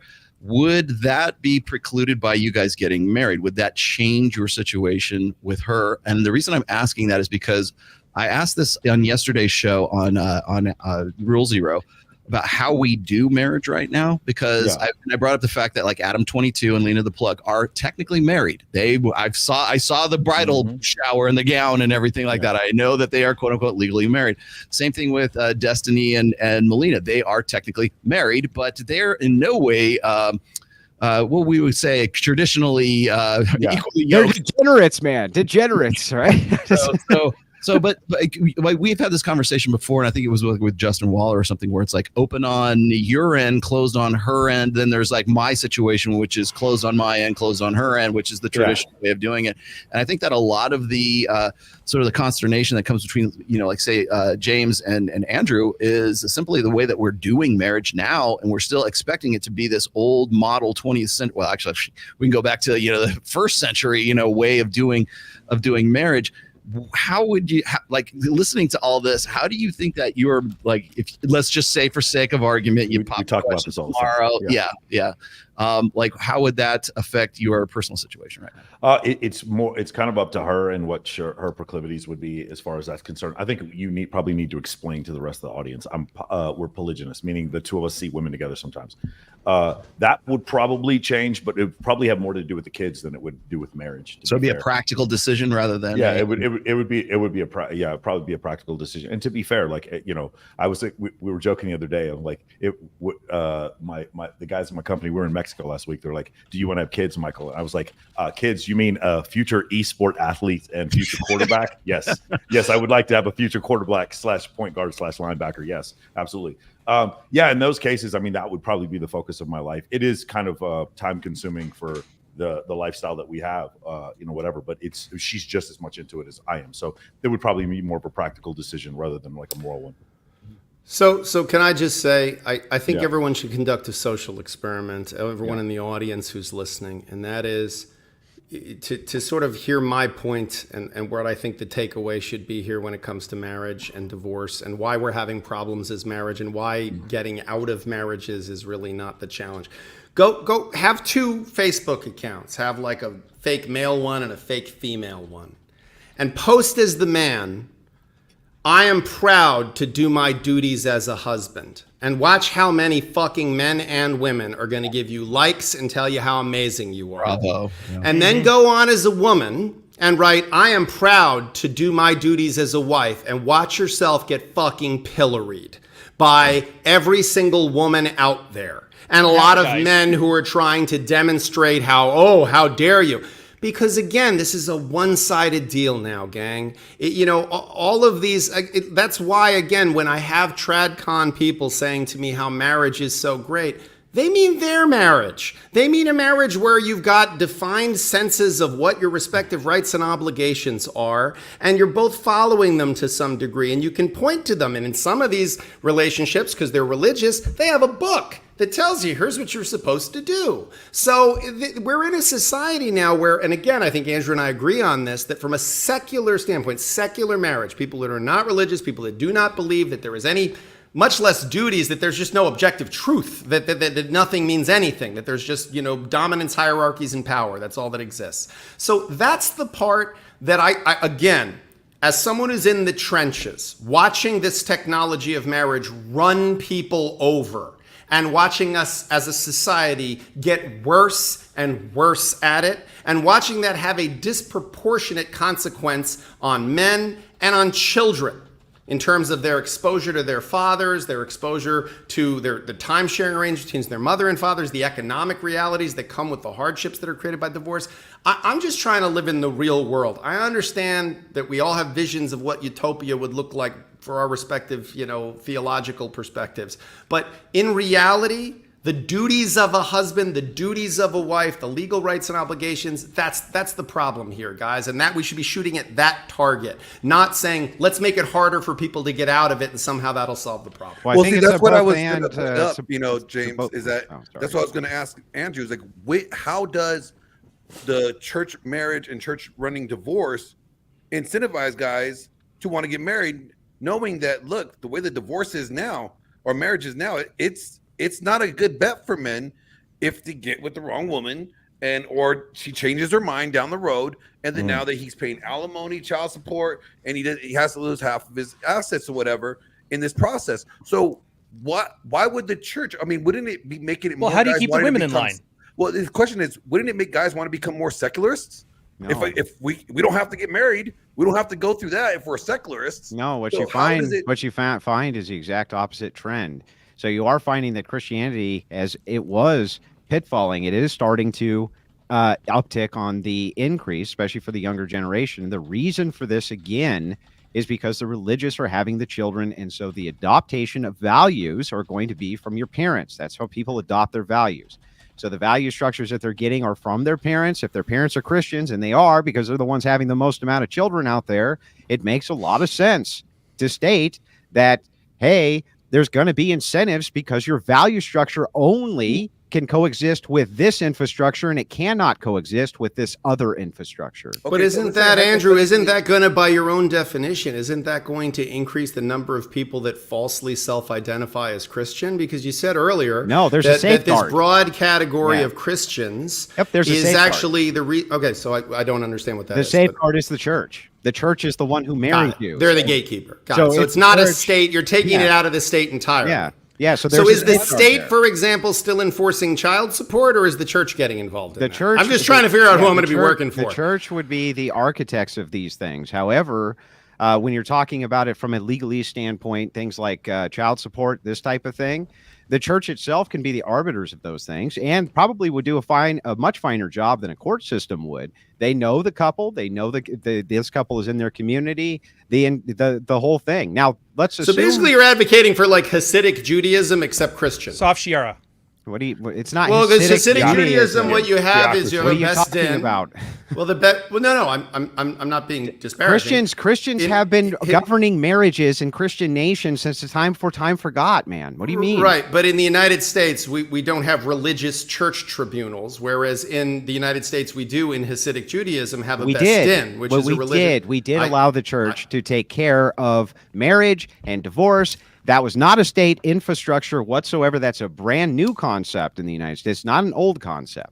But so what my question is that, okay, so now the church is going to be handling divorce. So that means churches are going to be implementing alimony, and churches are going to be implementing child support. And probate law as well. Probate law. So then what is the difference? The difference and distinction is that the church is going to be a much finer arbiter, as your spiritual fathers in the church know you inside and out. They're intricately familiar with your situation and can adjudicate these things far better. You're submitting yourself to the church authority. Now, assume for a second that you refuse to do so. The church could excommunicate you, and then I guess technically you wouldn't be married. So no harm, no foul. I'd like to know how do you get the women in line? Authorities of the church are in the first place, because a lot of this sounds like magical thinking, to be quite honest with you. Because I will tell you right now, with the amount of people who get married, the amount of people who get, I mean, James sees this every day. Like, I don't even know how many cases you see, and God knows what the divorce load is, but we already know that it's 56% of marriages end in divorce. You're going to go and unload that on the church, which it simply doesn't have. You're projecting forward that the church is the one also who is gatekeeping who's allowed to get married. So they're not going to, unlike the state, you can go down to a courthouse and say, I want to marry this broad I met an hour ago. They can't say no. Maybe some states can, but many of them, they're like, okay, here you go. Or there's 2 days to wait or something ridiculous like that. A church can literally say to you, no. How long have you known each other? Well, the point Yeah, the point I made a minute ago that I understand Andrew was saying once in history certainly did exist and still exists in Vatican City. I was tying it to Hasidic Judaism because Hasidic Judaism has within it a religious legal structure, halacha. So does canonical law for Orthodoxy, for Christianity. Right. So what I'm asking you is, would there be, for example, like there is a Tohen in a Hasidic, tribunal, a best din, a Hasidic court, that's a religious lawyer, essentially. So all you're doing is taking the Are you just the like secular... hedging your bets? Oh my God. Are you just hedging your bets? I'm trying to find new jobs. That's right. I need job security here. I got kids to feed. But I am asking the question about mapping this over it. You're proposing this society. You're still going to need judges. You're still going to need lawyers. Please just tell me I'm not going to be out of a job. That's all I'm saying. I'm just trying to understand what we're going to do is that you still have to map evidence, right? There still has to be a judge. There still has to be some tribunal. It has to have some authority over you. So state power can levy your checks. It can there put are you in jail. there are canonical laws which still exist even to this day with Catholicism. Yes. Catholicism has its own structure for marriage. Yes, Orthodoxy would too. Protestants also have their own structures for various churches for marriage. What's allowed, what's not. You can look at Mormons. You can look at any number of different ones. They all have a governing body for this thing. Right, but that's only for the purpose of annulment, meaning for the termination of marriage, the grant of an annulment. It has nothing to do with the division of property, it has nothing to do with support, whereas in Hasidic Judaism, it does. They can say this is child support. It does for Christianity too, traditionally. They can divide those things up as well. Traditionally in the United States? Not in the United States. Oh, okay. I was still talking about the United States now, but about a century and a half ago, it was still very much up to the church. I wasn't practicing law. Can I ask a question? I got a question here. So, like, as far as like, if we're going to make the church, quote unquote, whatever, like the church, the arbiters of who gets married, who gets divorced, who gets to have kids, who doesn't get to have kids, because essentially, if you can't have, let's just say we're all playing by the rules. If you can't get married in the first place, you're not going to be able to fuck. So if you're not fucking, you're not having kids. So if that's the case, then who is the church that is the ones who get to be the arbiters of this? Does that mean, do we have a Jewish church that has their rules? Do we have a Christian Orthodox church, whatever it is, that has their rules? The Jehovah's Witness got their rules. The Muslims get their rules. The Hindus, who are apparently outbreeding us all, got their rules. Yeah, like what happens when the Baha'is don't want to do this, right? What happens when you start having an issue with what happened to the Sikhs? That's the issue. Yeah, I have the same issue. It's like what happens which church gets to be the arbiter? Methodist, Baptist, or Episcopalian? Yeah, so this is a good question, and let me answer it as precisely as I can. There's multiple ways which this can be done. The first way is you could have independent church authority, where individuals within their own religious denomination that's already recognized as being a legitimate religion, which, like Satanism, for instance, is not. That's not considered a legitimate religion, for instance.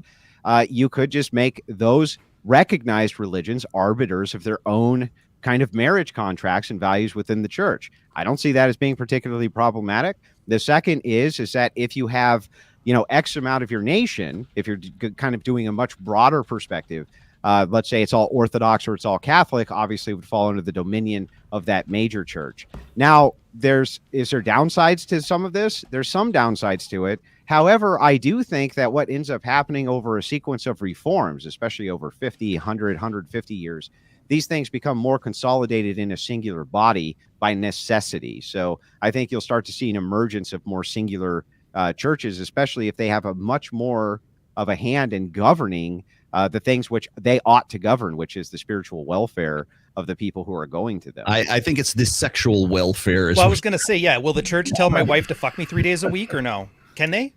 And if she doesn't, do they stone her? Like, what's the deal? No, well, they don't stone her. gang, That's as ridiculous. much as I'm enjoying building a bridge to the 17th century, they burn her. They burn her at the stake.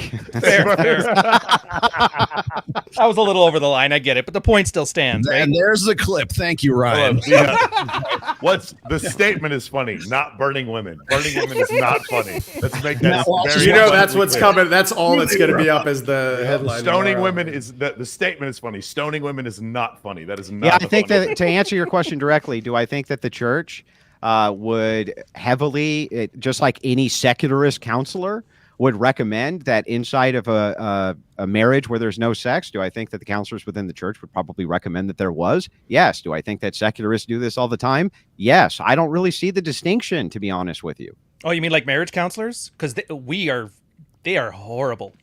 And this is the issue, though. The problem always is somebody has to make a sacrifice, and it's always the guys. Marriage counselors, they don't tell guys what their wife needs to do because the wife won't listen. They know this. Well, and the wife wife is also the one that drags them there. They're all women. Marriage counselors. Yeah, the wife is right? one that pays it. A lot of them are women themselves. Yeah. So yeah.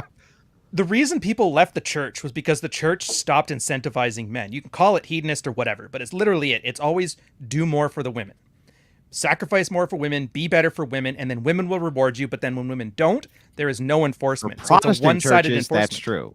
I agree with you. So yeah. Oh, don't get me wrong. So if Protestant the churches have been heavily infiltrated by feminism. No church is immune from feminism. No church is immune from subversion. I don't dispute that that's true. All right. But we've also traditionally been the only safeguard that secularists have. We're it. Secularists aren't there to help secularists. I can tell you that. But it seems like the churches have been at the forefront of being anti-degeneracy, pro-marriage, trying to keep intact families together. Secularists damn sure haven't been. Well, they've been spending a hell of a lot of time talking about troon stuff in bathrooms, so I don't know. Good. That's part of the culture. You know, I don't know. There- A chick with a there's dick a- in the there's bathroom a- has never been a big factor in my marriage, so. There's a joke in Utah that some of the jiu-jitsu buddies of mine who live in Utah. What said about to me Demendo? once. They say that why do you bring two Mormons with you when you go fishing? Because if you bring one, he'll drink all your beer. Watching him. We're a self-policing society, right? So this is not just in religious communities. This is in the broader world. So what is happening in the world, I think none of us would disagree, is that the roles that made marriage make sense, okay, like that became state enforceable, meaning what people have to do in marriage became enforceable. But there was a time where a woman who didn't cook for her husband was made to feel ashamed. It was like, what, you don't take care of your husband? You want to get a laugh? Stigma. Go buy a 1950 copy of Good Housekeeping magazine. Yeah, stigma's and read based. what is in there and what it says about how women should relate to the man in their life, how they should treat their children, how they should treat their husband, how they should treat each other, what their focus of their interest should be. The question really, and look, all of the societies, all the things that Andrew's talking about, the underneath these biblical concepts, or I'm sorry, I shouldn't say underneath. As a result of these biblical concepts, you have defined roles of husband and wife that make the technology of marriage make sense. And it's enforceable either through state authority or through religious authority or the threat of divine punishment or the potential of divine reward. And stigma. And yes, social stigma. That's Yes. the point. It's social stigma. At this point, and that's why I said, conduct that little experiment. If a man says, I believe in fulfilling my duties as a husband, the roar of the crowd will be huge.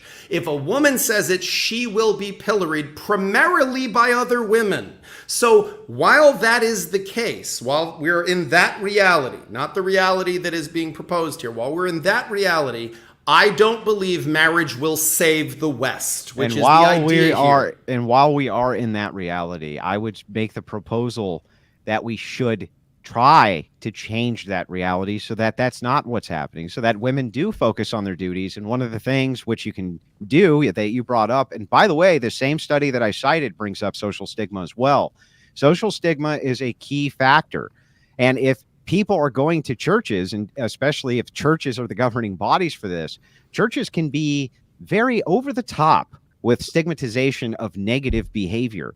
We've even seen this as recently as what happened with Dylan Mulvaney and the Budweiser fiasco and these various boycotts which have happened.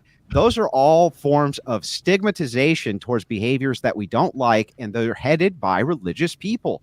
We are the gatekeepers for morality in society because there isn't any other. Hey, Andrew, When was have the you last ever? time you heard the pastors tell the wives, you need to suck some dick? Like, Oh my God. like when was I the know la- it's crass, but he's not wrong. But like, There's I the mean, clip. when I was in church this morning, right, and the guy was talking about husbands, you need to love your wives, and he didn't even finish reading anything else. So he didn't even talk about submission. He didn't talk about how you're not supposed to withhold yourself from your spouse unless it's a certain amount of time.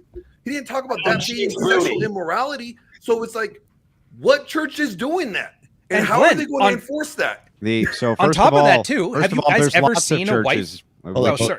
Go ahead, Ryan. Trying to I was going to say, have you ever seen a wife that was told, I have to fuck my husband, it's part of my duties? Have you ever seen that kind of performance? Do you know what kind of misery that is for people? It's horrible. Why I is don't know that if it's even a horrible? good suggestion. It's equitable to rape right now is what it is. That's why. Well, because even it's if it not- wasn't, you're just going to get a girl who lays there. It's like a wormhole. It's a sex doll. It's like the whatever. There's a lot of podcast. like presuppositions that you bake into this that I don't even believe are true. I do think that in a marriage What, between 26? between men and women, especially a Christian marriage, that women do see it as a duty to fulfill their end of the wedding vow, which would include sex. Otherwise, that's where babies come from, just so you know. And there's a reason that Christians are breeding more than anybody else. They're having plenty of sex. I don't know where this idea comes from that there's sticks in the mud that don't have sex. It's not true. It's ridiculous on its face. And yes, I do think as part of marriage counseling through a church, they would probably say, because the relationship of a marriage is supposed to be the man represents the head of the church and the woman the body, I think that they would recommend not to have cold bed and to have intimacy and all these things, because they do now. They do now. Can in you church negotiate counseling. that though? Can you tell a girl she's not in love with her husband, but she sticks with him because that's what the church says? She doesn't want to have sex with him, but she does that because of what the church says. Do you have any idea how horrible that performance will be? It's she no, will lay listen, there. that's She will no disassociate. that's no more horrible now than what you have now under People are just leaving secularism, rather than deal with it. No, they still have to deal with it. Okay. And then Guys, they have to are deal with the people- ramifications of divorce and the ramifications of having half their shit taken and everything else, because That's she how refuses important to it do is. this. Whereas the church could look at this holistically and say, listen, if there is a fault and we did have to take the marriage and dissolve it, we don't have to give you half of his shit, do we, lady? You know what I mean? But the question is our society incentivizing, and is our society really pushing on anyone, or is anyone really buying into the idea of being married? I understand that our society loves getting married. They love the weddings. They love the dress. They love all the fucking parties. They love all the presents. It's like, look at what it's turned into. There's like a party before the party, and then It's a an party industry. before the party Yeah, before it's a whole industry. It's an entire industry, but it's also an industry of incentives designed to incentivize women to do it. Right? For women to demand it, for women to want it, for women to say, I'm going to, I want this to be the goal, not to be married. Not because there is any value in marrying, having children, any of those kinds of things. The idea is, look at how cool you get to be a princess. And not just on the day, before the day, the night before, the week more before, social a year before. Yes. So what we're doing is we're creating a system where everyone's super excited to get married, but no one has any idea how to fucking be married. I agree. And guess what? You get married for this, and then you are married for this. Like, getting married's all, I hate to quote Kid Rock, but he said there's nothing more fun than getting married, nothing worse than being married. And that's the challenge. That's because women today marry a lifestyle. They don't marry the man. They want the lifestyle. They want the Instagram. They want the highlight reel right now. And I'm going to say this right now. I agree. To clarify a few things here. Andrew, I still think it's magical thinking. However, I will say this is that let's just say, for sake of argument, we could get to your marriage utopia with the church being the arbiters. Let's just say we could get there. It doesn't start with convincing guys. It doesn't even really start in the church. You know where this starts? It starts convincing the women who want to marry a lifestyle rather than wanting to marry the guy or whatever. It starts convincing them that what you're saying is the best way to go. Which means we need women to arbitrate it. But here's the thing: is if I'm going to go and say that, well, ladies, once you get married, you're gonna have to fuck your husband at least 4 times a week. You're gonna have to give him a Hummer on your off weeks, and you're gonna have to cook him a steak, and you're gonna be submit to his authority, whatever else. That is going to be a much taller order to sell than it is to sell guys to say, hey, you're going to get this if you follow the church, and you're going to sort of defer authority to the church as far as your marriage and your divorce, marriage, whatever. It's going to be a much easier sell for guys, because they're like, guys live in a state of sexual deficit. The 80% of the more beta male guys that are out there right now, they're be happy to sign up for that right now, because it means they're getting laid when they're not getting laid. Yep. It's the women that you're going to have to say, ladies, I'm sorry to say this, but you're going to have to do duty sex. Well, let me give you a little bit of pushback. Obligation right now. Yeah, but let me give you a little pushback here. So women follow trends, and women have always followed trends. And that's what they do. And that's the reason stigma is so effective and propaganda is so effective on women. But stigma especially is effective. So behavior that women find society stigmatizes, they won't go anywhere near it. This has been well studied, especially by the United States military. Even the MK Ultra project studied this in depth. They go with what the propaganda says. Propaganda is negative annotation, but you guys understand what I'm saying.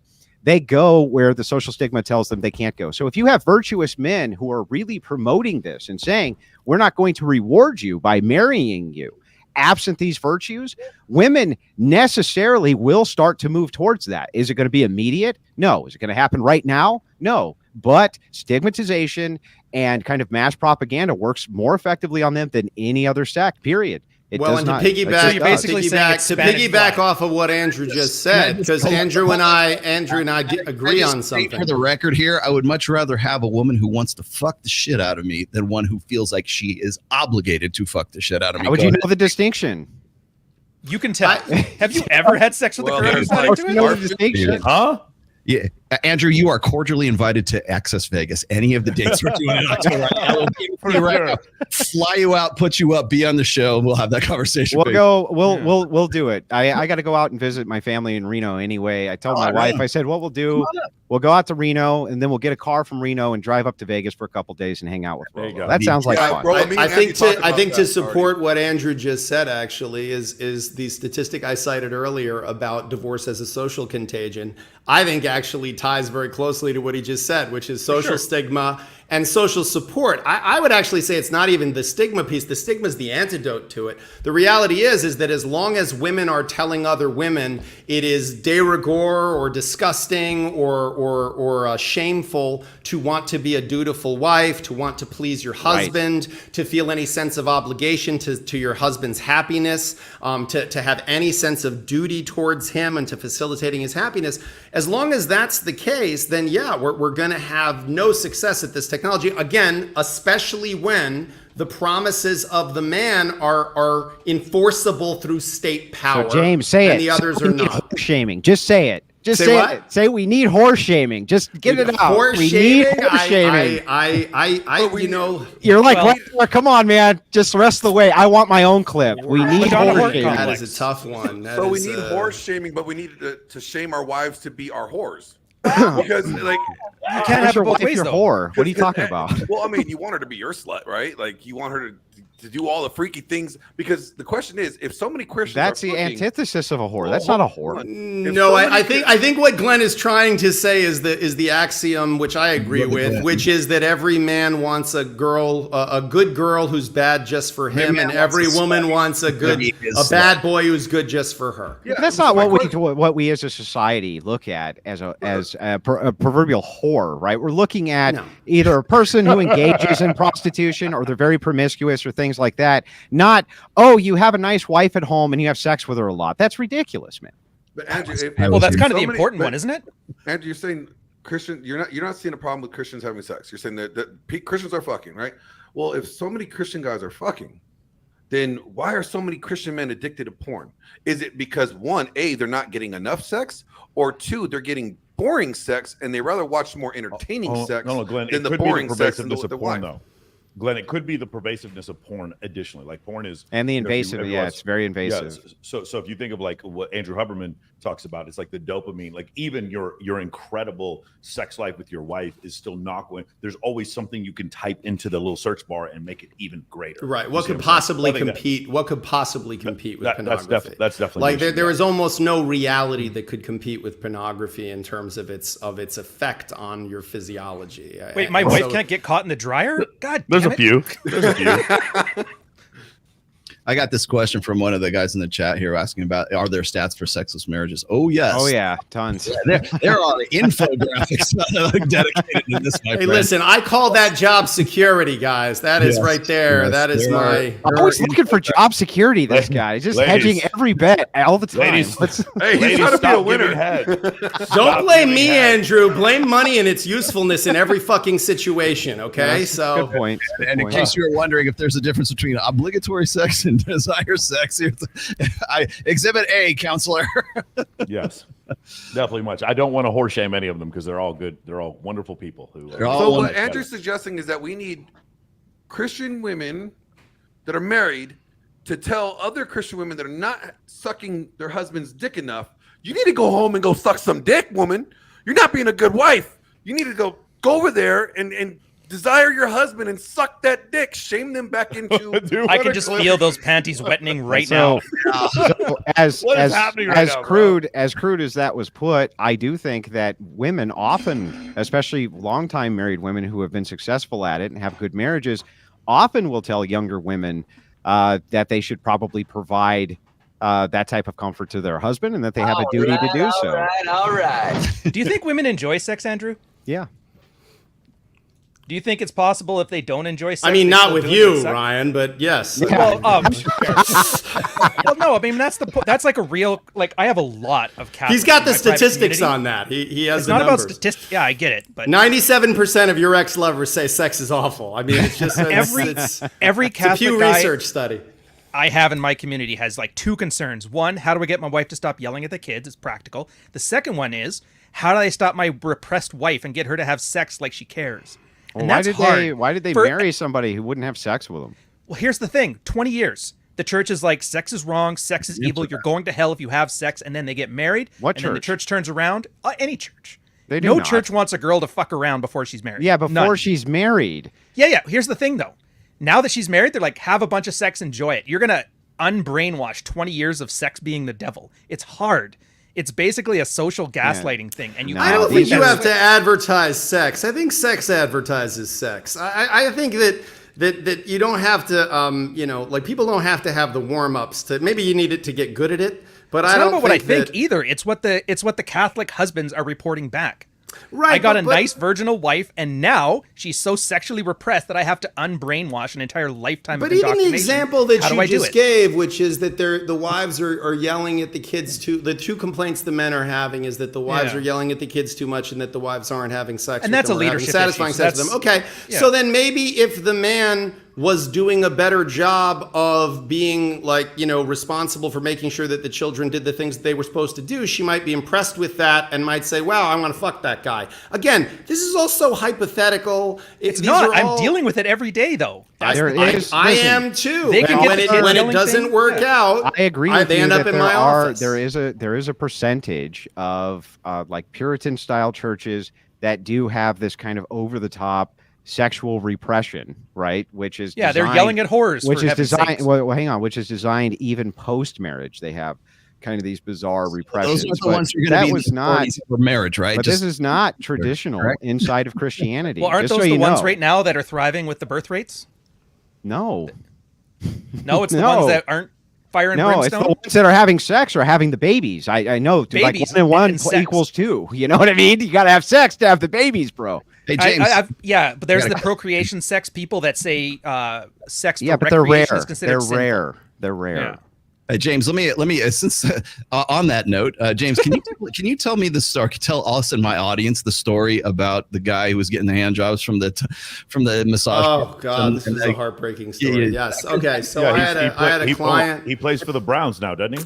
That's right. No, I had a client who was a very successful guy and had two fairly young kids, and his wife just stopped sleeping with him. She just, and again, she always had an excuse. It was, we got a headache, or well, I'm tired from the kids, or whatever it might be. And according to him, and again, I'm not in their bedroom, but according to him, he tried to be, create romantic settings and things like that. She just was not interested, and he's like, you know what? Something I have to beg for is not fun anyway. And so eventually he kind of gave up, and they went 6 years without having sex. And at about year 5, he just figured out, okay, I got to do something here because porn's just not doing it anymore. I got to do something. So rather than get a girlfriend and all the potential issues that could come with being a married person with a girlfriend, he's decided, you know what? I'm just going to go to these massage places where for like $50 I can get a hand job. He wasn't having sex with these women. He wasn't even having oral sex with them. He was just getting the hand jobs, getting the full release. That was it. He was doing it maybe, once every couple of weeks. Well, she found out about this. She found out about it actually once the divorce was already commenced. So there was a divorce action commenced. She filed a divorce against him eventually. Just essentially dissatisfied with the marriage, which is kind of humorous because she was the one who was dissatisfied with the marriage. And then in reviewing all the financial statements and comparing them to phone records, she basically saw, okay, wait, he was calling these numbers and then he was doing an ATM withdrawal. So she started to correlate those two things together and figured out that he was going to these places. And the bottom line is she tried to use this to say that he shouldn't have visitation with his children without a court-approved supervisor. She tried to argue that he should be drug tested because if he engaged in that illicit activity, it was not a logical jump to say that he was also an illicit drug user because one is illegal and the other is illegal. This became like an unbelievably contentious issue. Thankfully, my client came to me and he said, look, should I deny this? Because none of these women, you're not going to be able to subpoena these women and they're not going to to come in and say, yes, I'm a prostitute and I masturbated him for money. They're all going to say it was just a sensual massage. And what I said is, look, just own it. Just own it. Be honest. Say, look, you know what? Yes, I'm a fool. I went 5 years without sex in my marriage. And then I finally got so lonely that I was like, I got to do something for a release of this kind. And that's what I did. And how is it really any different than getting, going to a strip club? How is it any really that different other than the fact that there's some physical touch that ultimately ends in some kind of an orgasm? So look, thankfully in that situation, the legal system, saw the truth and figured it out, probably $50,000 worth of legal fees later. But at the end of the day, these are the marriages. These are the reality of people's marriages. And look, respectfully, again, we can all aspire to that guy should be allowed to get a divorce. I'm sorry. If your wife didn't have sex with you for 5 years, I think you have a right to say, I want to divorce. Here's the thing. The church may very well agree that under those circumstances that he would have a right to get a divorce. That's one. And then second, Rollo just brought up the percentages of people who are in a sexless marriage. What you're talking about are still outliers. They're not the majority. So you can say, hey, these are the realities. You can say that people who are in sexless marriages. So you can say... Wait, where are you getting that info from? I've got it right here. He just put it up. 20% of married people haven't had sex in the past year. Go ahead. Can you guys have so much confidence in self-reporting, man? It is amazing. Let me finish my point here. I'm almost done. Go ahead, Andrew. I'm almost done. So anyway, I'm saying that by his own stats, you can see for yourself that these are the outliers, not the inliers. So this mostly doesn't happen. While I agree with you, that maybe it does happen to some degree, the churches still have to contend with those same problems. I agree that that's true. However, I think that undergoing this type of counseling outside of a secular framework is probably a lot better for addressing these kinds of problems. But there's no guarantee that they wouldn't grant a divorce under these circumstances either. So if you look at the stats yourself, you can kind of look at them and see for yourself, hey, this is not the majority of people, so we shouldn't be using this as an example and kind of putting it on the majority and saying, I think that people should get the divorce for this reason. Maybe the church agrees with you. So we've just changed the boss, same boss as the old boss. It's not the same boss as the old boss. Oh, I have a Go ahead, Mike. Yeah, not the same company, not the same anything. Well, I mean, we just hand waved away 20% of men who are absolutely miserable. So I don't know. Inside of a secular marriage, I'm not shocked. Why would they get married to begin with? Guys, this is also self-reported data. I mean, who here really puts this much on self-reported data? If that 20%. Wait! All the data that you cited at the very beginning of the panel was all self-reported data. All of it. Actually, no, that's not true. And what are you basing that on, Andrew? It's the CDC's Bureau of Vital Statistics. It's what percentage of people divorce. I'm sorry, do you think that are you suggesting that the same measure for are you having sex in your marriage is the same as what religion is a person who was granted a judgment of divorce? God, Andrew, every time I'm making a point, you cut me off halfway through it. Are you that afraid of someone making a point? Then answer it directly. Was a lot of that data or not? Yeah. I was in the middle of answering that when you cut me off the fifth time. Okay, well, you just gave me the answer. Yes. No, I didn't give you the answer. Oh my God, dude, you're Mike, go. Okay. My question, James. Listen, when you guys move to the Handmaid's Tale society that Andrew's signing on for here, where Jesus runs the divorce laws, just let me know. But until then, man, I got to tell you, this is fucking exhausting. Mike, go make your point. Mike. Sorry. James, the first thing I thought when I heard that story is she is cheating. And I was just curious. I know it's a little bit outside the bounds, but as a divorce attorney, would you be the person to hire a private investigator? I will tell you right now, I don't know the situation. Yeah, she's not cheating. That woman, there's no way. No, she's just honestly, she just gave the fuck up. She got married, she put it on a bunch of weight. I think if anything, if you said to me what's going on with her, I can't tell you other than to say that my guess would be she's clinically depressed or she's got something going on. So she never lost the weight from the pregnancy. She doesn't feel good about herself and her body. The two of them are, I think, incompatible people in terms of their view of things. And, I really don't think it's that she was running around. I think that's totally my experience of infidelity with women in the legal system and in terms of my client base is when women are fooling around, they're much quicker to leave the marriage. Men are much quicker to have affairs and not leave the marriage for them. Women who have extended affairs, they're out. They're out. They found a soft place to land. They're out the door.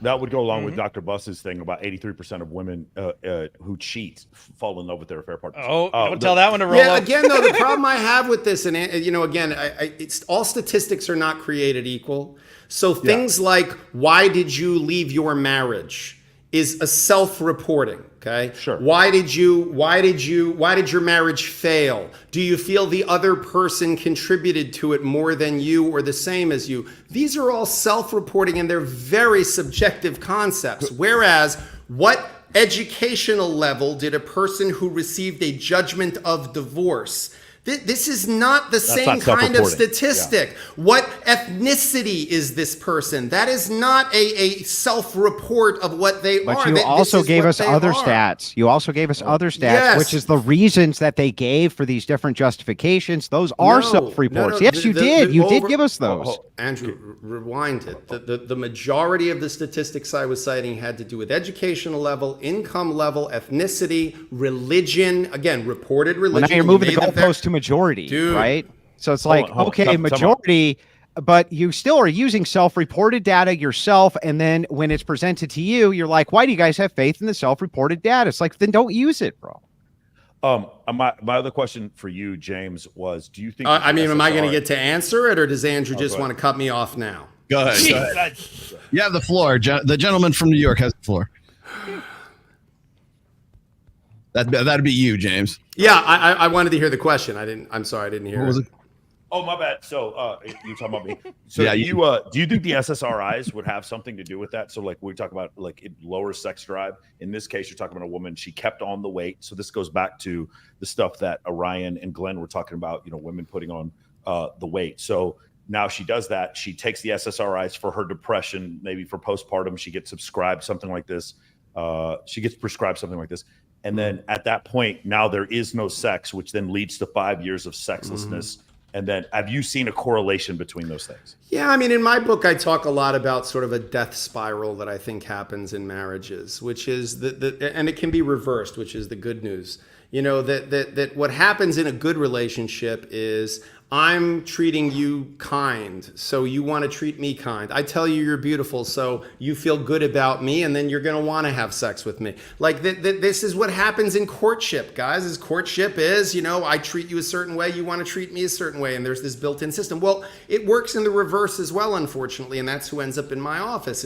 It becomes, well, you're constantly at work. Well, I'm constantly at work because you make financial demands on me. Well, I make financial demands on you because I'm unhappy. And people are hitting all the wrong targets.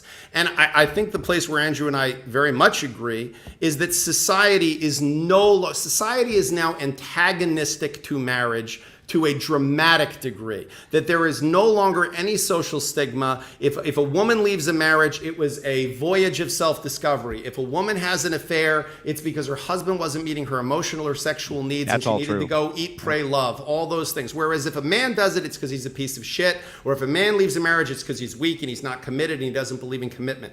There is an absolute one-sided thing happening here. And again, until women buy into that concept and say, hey, wait a minute, we should be, as sisters to other women, saying, hey, you're treating this guy like a schmuck. Of course he's not going to treat you wonderfully, and then you're going to be unhappy, and you're going to find another guy, and then you're going to start that same cycle all over again with them, when in fact, what you have at home, you probably could make it into something really nice if you treated him better, and then he might want to treat you better, and there can be this positive spiral. Again, not in every relationship. Sometimes people just make bad choices. But that is the incentive system that has to come into play, and until it does, I think Andrew and I, one of the rare places we very much agree here is that men should probably refrain from getting married while the system is lopsided in that fashion, and until there can be some structure of marriage that creates incentives on both sides and that maintains those incentives on both sides. I mean, the community that Andrew is talking about, I feel like I changed your mind on this.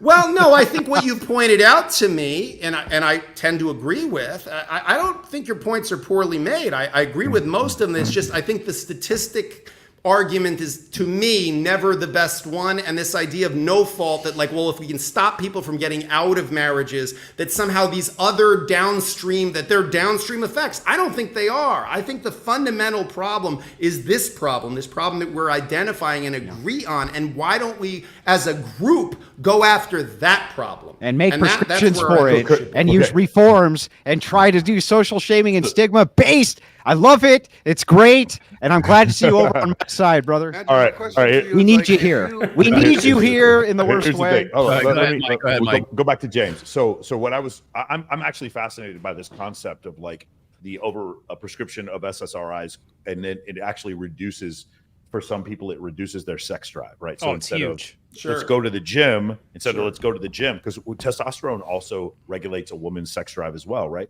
She goes to the gym, she lifts weights, that she's going to have higher testosterone levels. She's more likely that's a cure for divorce. Going on walks, spending time with your family, rescuing animals. These are, believe it or not, these are actual cures for depression as well. So one of the things is what I'm saying is the overprescription. So let's start off. We have a society that glorifies Cardi B drugging men when she was a prostitute and robbing them. We have a society that like you said, the eat, pray, love society. There was a society where divorce for women is glorified, and it's just basically something that was inevitable and needed to happen in order for her to express herself and to show her freedom. In those situations. Now we have women who are in marriages and they're watching this on social media, and they feel fear of missing out. They start feeling depression from these things, and this depression that they feel, I don't feel like I can be myself around you. They start having problems in the marriage, and then they go to some sort of physician. The physician then overprescribes or has an incentive for Zoloft and Xanax and all these other things. This depression then reduces their libido. The libido then causes their husband to be in a sexless situation. We've seen several studies that show as men have more sex, it raises their self-esteem, and now we're lowering their self-esteem. And so what I'm saying is it's a societal spiral. You were talking about a spiral within a marriage, and I'm talking about a macroeconomic societal spiral that 100%. Then leads to— It's more than just that too, though. Yeah, there's the cult of the child. Girls leave their kids in bed till the kids are like older, saying that's healthier for them. It's a buffer. Girls sometimes even put massive amounts of pillows on the bed. They gain weight and they don't want to lose it. The SSRIs, it's all root factor. I don't want to have sex with this guy. And so they do all of these things, so it's not their fault. It's not my fault. I'm depressed on SSRIs. It's not my fault. I gained weight and he doesn't find me attractive. It's this plausible deniability, and it's a fundamental way that women do this. And the reason that I was pushing back so much against that argument about, well, women should, it's like, that's great. But you can't hand wave away 20% of people as a small problem to deal with. If you can't answer, and if you want to make the religious revival, that 20% of sexless married dudes, there's your demographic you want to go for. Show them ways to be attractive. Show them a way to make their wife wet for them. Show them how their wives will stop having the kids sleep in the bed, wetting their panties, get off of SSRIs, lose some weight. Nobody from any traditional conservative background has ever addressed it. They hand wave it away. They use statistics to hide the issue. Or they say it'll sort itself out. Trust me, and it's hand waved away, and I don't like it. More. Pray about it. Pray it away. So Glenn, you might say, Glenn, I don't know if you agree with me. So less Zoloft and more Anavar. Is that what you think? Yeah. Trent Lawrence, what do you say? I say, what do you think, Trent Lawrence? Take more tests, and you get more sex. There we go. What's that question you had? I'm not standing by that. I'm not standing by that. So my question, Andrew, you said that you acknowledge that feminism has infiltrated the church, right? So wouldn't it be safe to say that since feminism has infiltrated the church, that until the church was able to get rid of feminism from the church would just, when the church would govern marriage just as a softer version of the state-ran marriage? So nothing ever works in a monolith this way. If you're talking about, is the church under consistent attack from secularist ideas, which would include the major one of feminism? Rollo has rightly pointed out on his show, the one thing he says I couldn't agree with more, that the very air that humanity breathes inside of the West now, you can't get away from feminism. It's leached into the very pores of our being at this point. Egalitarianism, feminism, all of this. It's all nonsense, right? But it's leached in.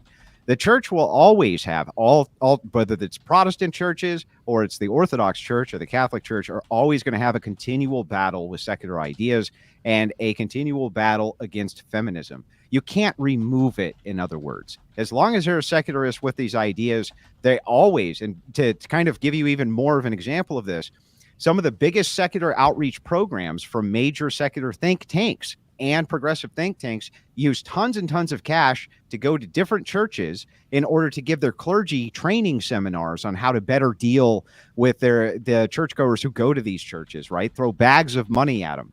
And that's one of the ways that they become kind of invaded. So it's always going to be an ongoing battle. You can never really say, when we get rid of X, can we then start doing this? Because you can't really ever get rid of it. This kind of ideology will always be around. You have to just continuously combat it, just like the nature of evil. You can't just get rid of evil and then we can do good things, because you'll never be able to do good things, because evil will always be present. It'll always be prevalent. So then how would the church combat? Like, I just really would like a good example of like an example of how would the church combat a sexless marriage? And they would do it. And how would, if let's say that didn't work, then does the guy have to pay now alimony? He's been married for 10 years to his wife. Now his wife doesn't want to have sex with him. And, they've been having had sex in like 2 years. Now he wants a divorce. And the church is like, okay, fine, we'll grant you a divorce. But does he still get stuck with alimony? I doubt it. I mean, I doubt it. That's She'll not get child support in the back end. That's not a traditional theme, and neither necessarily is child support, but whether providing for the children. One of the ways the secularists deal with this, and I'm sure our lawyer friend can tell you, the way that the court sees it is it's a lifestyle thing. So oftentimes child support is paid so that the children have the same lifestyle at both parents' houses. I think that the church would view that completely differently, and probably for good reason. They're looking at the kind of the benefit. Again, you look at everything as a holistic. A court system can't do that. They don't know anything about you. You're just, number 204 on the docket or whatever. They don't have a holistic approach, and they can't provide a holistic approach. So are they going to make mistakes like every institution? Yes, of course. But I think that they'll do a lot better through counseling and through things like this to aid in those kinds of marital problems, which is why even now, if secularists or even Christians have these issues and they get marriage counseling, sometimes a marriage counselor will say, go to your church and talk to your priest. He might be able to help aid you in this. I mean, these people talk to thousands of people a day, or not a day, but, a week or a month or whatever. They sure seem to be able to render aid in this arena. There's no doubt that that's true. I think most good lawyers do the same thing. I will tell you unequivocally, and I'm not, self-aggrandizing. I tell anybody who comes into my office who I think there's any chance that the marriage could be reconciled and that these people could find happiness, I send them to counseling, to a therapist. I encourage them to consider other possibilities. I wrote a fucking book about it. I mean, my book is a book about how to stay married.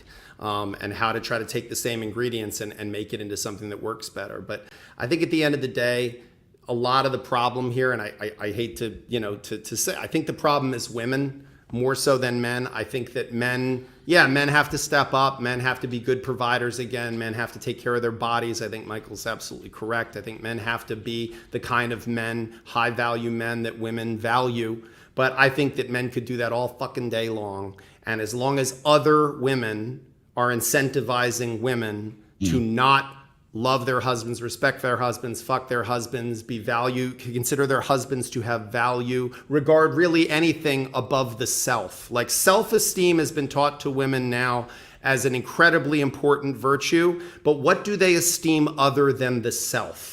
Because that seems to be the only thing that really is being pushed now from the time a little girl's a little girl, is that she is the most important thing in the world. And that's where I actually think some of the trad wife movement to other women. And by the way, I don't know if you follow progressive liberal media, but I try to. I always try to, yeah. And there's a lot of people, a lot of women who are progressive, feminists, self-purported, very far left women who secretly acknowledge that they watch Mormon trad wife social media like they're like we would watch pornography. Like they sort of like they know because they feel like dirty watching it, but they're like, wow, look at that. Like they're sort of like, look at the life that they're living. Because I genuinely believe there is something in them that goes, this might actually be something that would give me joy, but I'm ashamed to say it out loud. Why? Not because men are going to be mad,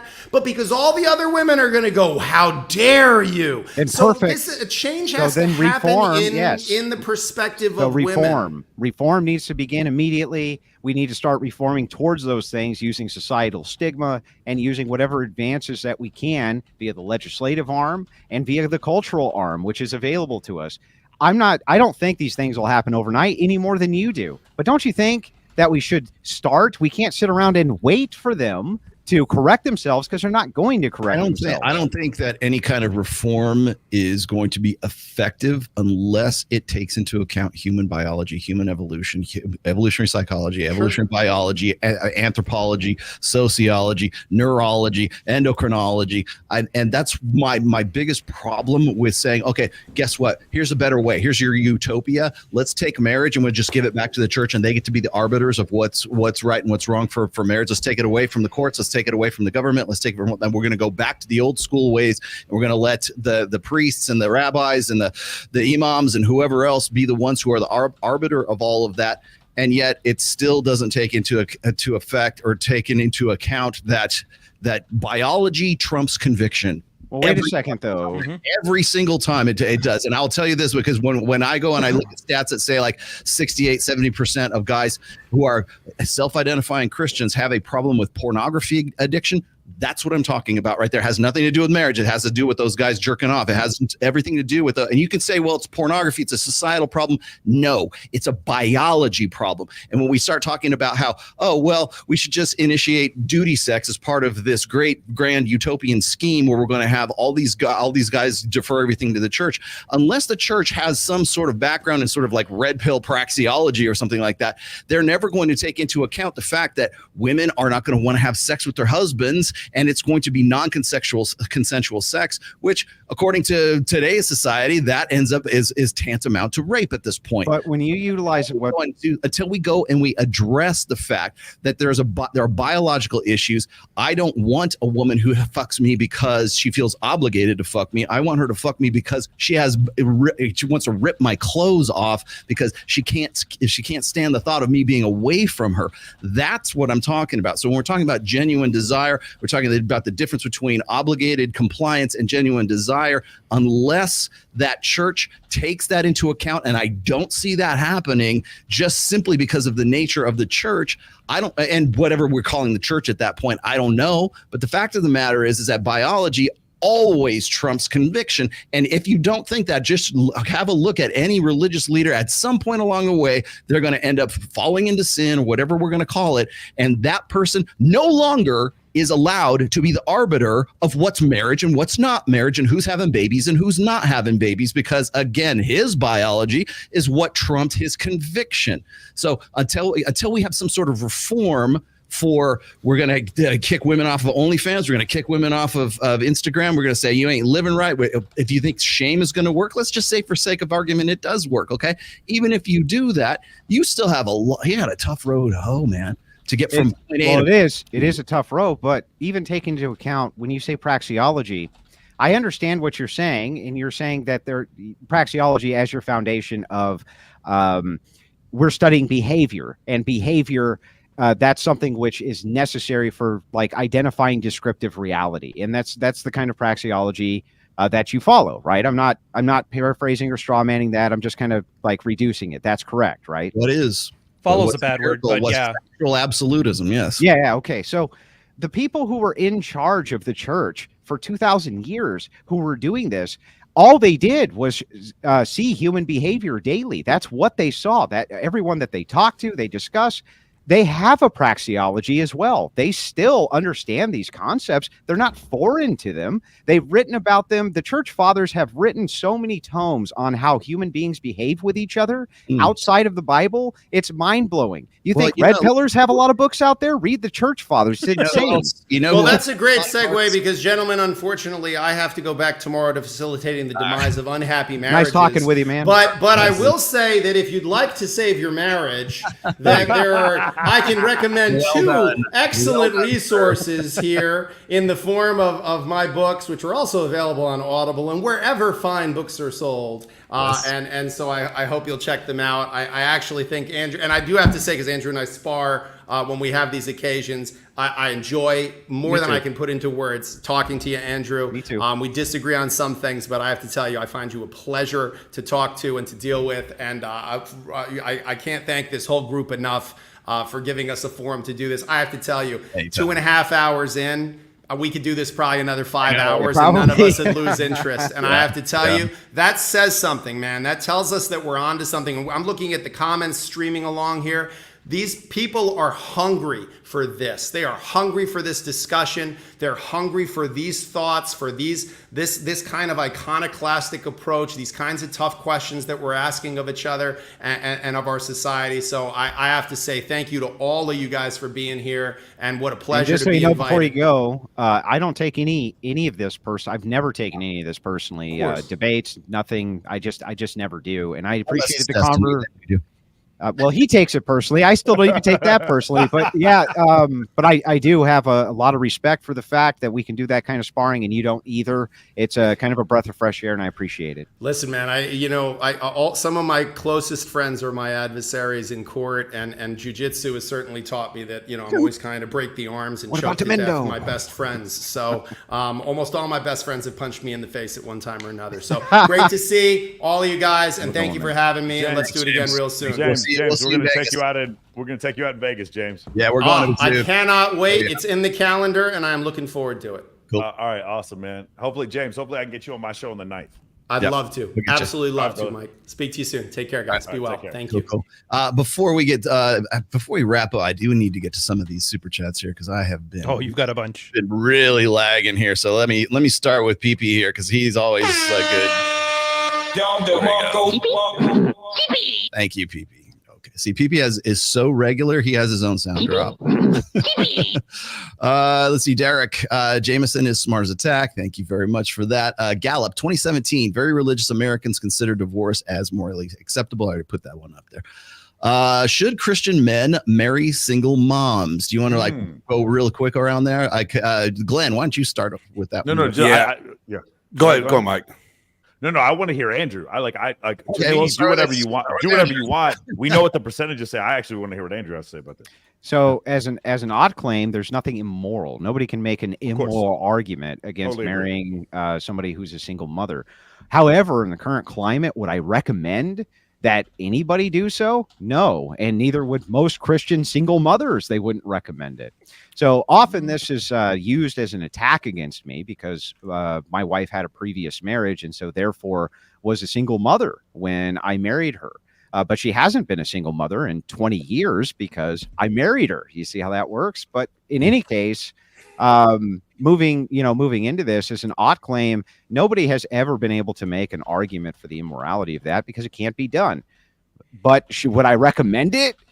Wouldn't recommend it. I don't think it's a great idea.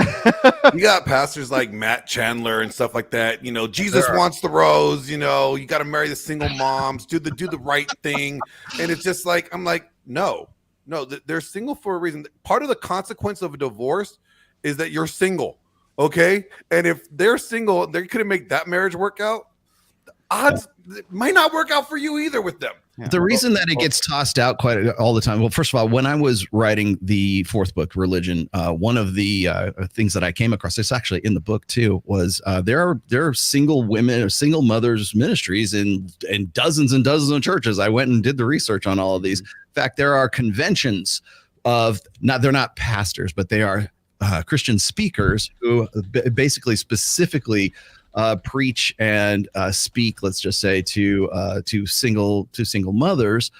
And even as far back as when Dalrock was still writing on his blog, I mean, there was the man up and marry those sluts, turning men's masculine duty and obligation, and turning real Christian will go and marry a single mother because that's what the Bible said, and it's Christian charity and it's forgiveness, and the Lord forgave them, and so should you, kind of thing. So I mean, there is most definitely a pervasive I want to say culture of single motherhood within, at least in an evangelical church. Worship of it. And the part of this is feminist ideology. I don't disagree with you a bit. Try to remember too, many years ago, this information really didn't even exist. I mean, this wasn't even out there for people to utilize as resources. So society has changed significantly, even from when I was younger and got married. But just so that you understand, there is no actual immoral argument, but as a recommendation in the current society, I think all of us would probably agree it should be avoided, or you would probably want to. Do you agree with the narrative, this concept? Glenn, I think we've talked about this before, the idea of the woman who, she was a stripper, maybe she did porn, she comes to a sort of an epiphany stage, she finds a youth group, next thing you know, she's found a church, she's going to Wednesday service, the singles group or whatever, and the church is trying to pass her off on the extremely sexually inexperienced man who's also in the church. And so now the girl who has the 50 body count is being pushed on the young single who doesn't have a ton of experience. And then all of a sudden, do you understand what I'm saying? Do you understand where I'm going with this concept? Because she's a born again, the born again. She doesn't even have to be a reformed whore, Rollo. Not even to that. I'm using an extreme example. I'm just saying, like, she's just been with a lot of dudes, and then she comes back to the church. The church is like, well, in order for us to give you this absolution, right, we have to have some authority to give you this absolution. And when we give it to you, it has to mean something. In order for it to mean something, we need you to then have these other men forgive you of your past transgressions. And then so we're going to try to push this. Like I said before, it's not just if it was a sexually experienced woman and man, but it's a sexually inexperienced man who followed the rules of the church, being sort of not forced upon, but encouraged to get with a woman who's been with a lot of people. You guys understand what I'm saying? Do you agree with that? Do you agree that that's happening, Andrew? I wouldn't agree that it's something which is widespread. I'm sure it happens. I think that especially when you're dealing with Protestantism, because there's so many different sects, you can run into all kinds of weirdo shit that happens across the board for sure. Yes. But what I would say is that the church that is supposed to be looking for something which is equally yoked, right? Not equal. We're not equal, but equally yoked, meaning the experiences are somewhat on par. You don't really see these massive age gaps, though they're kind of touted all the time. Age gaps in marriage are not huge. People usually marry within, 4, 5, 6 years of each other. Yeah, 3 to 7. It's very close. And so this type of thing is not a common occurrence to begin with. And I think that as kind of society has been curtailing on itself and dipping on itself significantly, as this information's out there, less and less men seem to be moving towards that kind of arrangement to begin with. So I don't think that it's something that we need to necessarily worry about, but should be curtailed if it comes up for sure. Let me just throw, hold that thought, Glenn, real quick. I'm just going to throw my hat in the ring here really quickly because I get this question a lot. In fact, I just fielded this on Twitter not too long ago where, those red pill guys think this, and this. And I'll explain to you what this is my take. Okay. This is just Rollo Tomasi spitballing here. I understand that the appeal of Christianity to women who are in that position when they get to between the ages of 29, 30, 31 years old, and they want to do things the right way. And suddenly they rediscover their faith, and suddenly they get back to church and they want to make this guy wait for sex who she never waited, let him, all the alpha males in her past, she never made them wait. I get that. We've had that conversation a million times, but the conversation or the back and forth, the debate I was having with this young lady she was saying, well, those red pill guys think that, women can't have a sincere change of heart. And my message to her now as then is that, no, I believe you would pass a polygraph test if somebody actually asked you, are you sincere in your want to sort of turn over a new leaf? I have no doubt you would pass a lie detector test on that. My observation in all of this isn't meant to sort of wag a finger at you. It's awfully fucking convenient that it's 29, 30, 31 years old and maybe you've got 1 or 2 kids in tow from two different baby daddies. That's what I'm talking about, not your sincerity in it. Maybe you have had a change of heart and you want to get back to the faith, whatever it is. I 100% agree about that. But I think that, and again, something else I wrote in the 4th book is that the reason why Christianity is so appealing to women is because of that sense of forgiveness that goes along with that. And then that forgiveness becomes doctrine, and that doctrine becomes the single mother's ministry, and that doctrine then becomes men. If you want to be a real man, you've got to go and man up and marry those sluts. And quoting Dalrock here, but like my point is I'm not even saying that if that's the way it's going to work out, and there's enough single women, and they're just kind of like, hey, I'm sincere about this.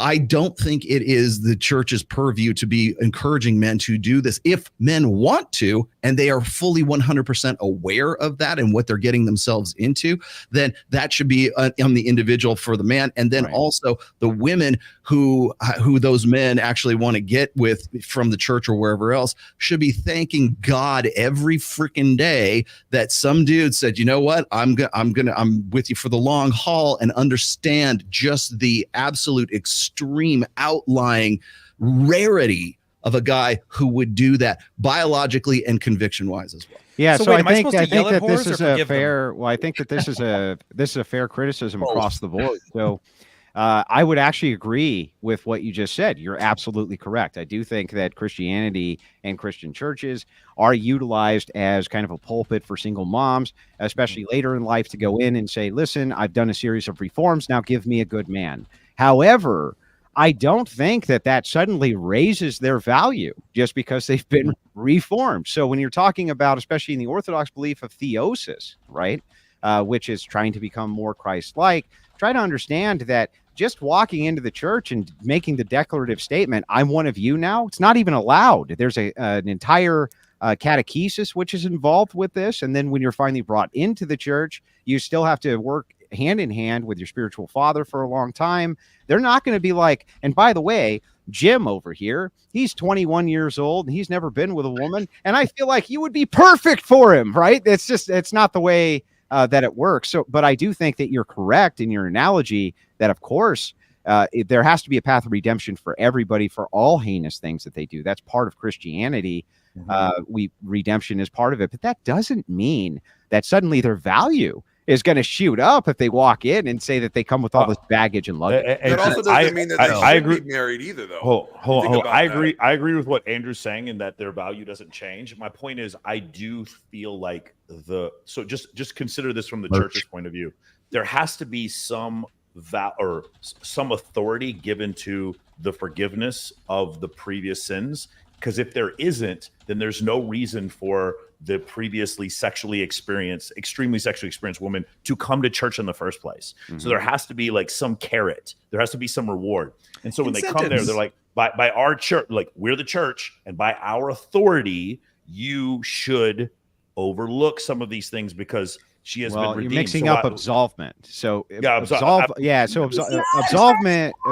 is a bit different. So if you're talking about sin, we believe that this is a holistic process. So we think that sin is a sickness, and just like getting better from sin, it's a process. It's not, you can't just go in and say, hey, forgive me for this sin, and they go, oh, okay, then you're good. That's kind of a Protestant method, right? Rather, we look at it as a holistic, so a sickness which you're trying to get away from in a process. And that type of process takes a long time. While I agree with you that there needs to be some authority behind that process and some process to begin with for absolution, or if you want to call it absolution, it doesn't work like you just walk in and they cross you and you're agree. But the absolution is for your entrance into the kingdom of heaven.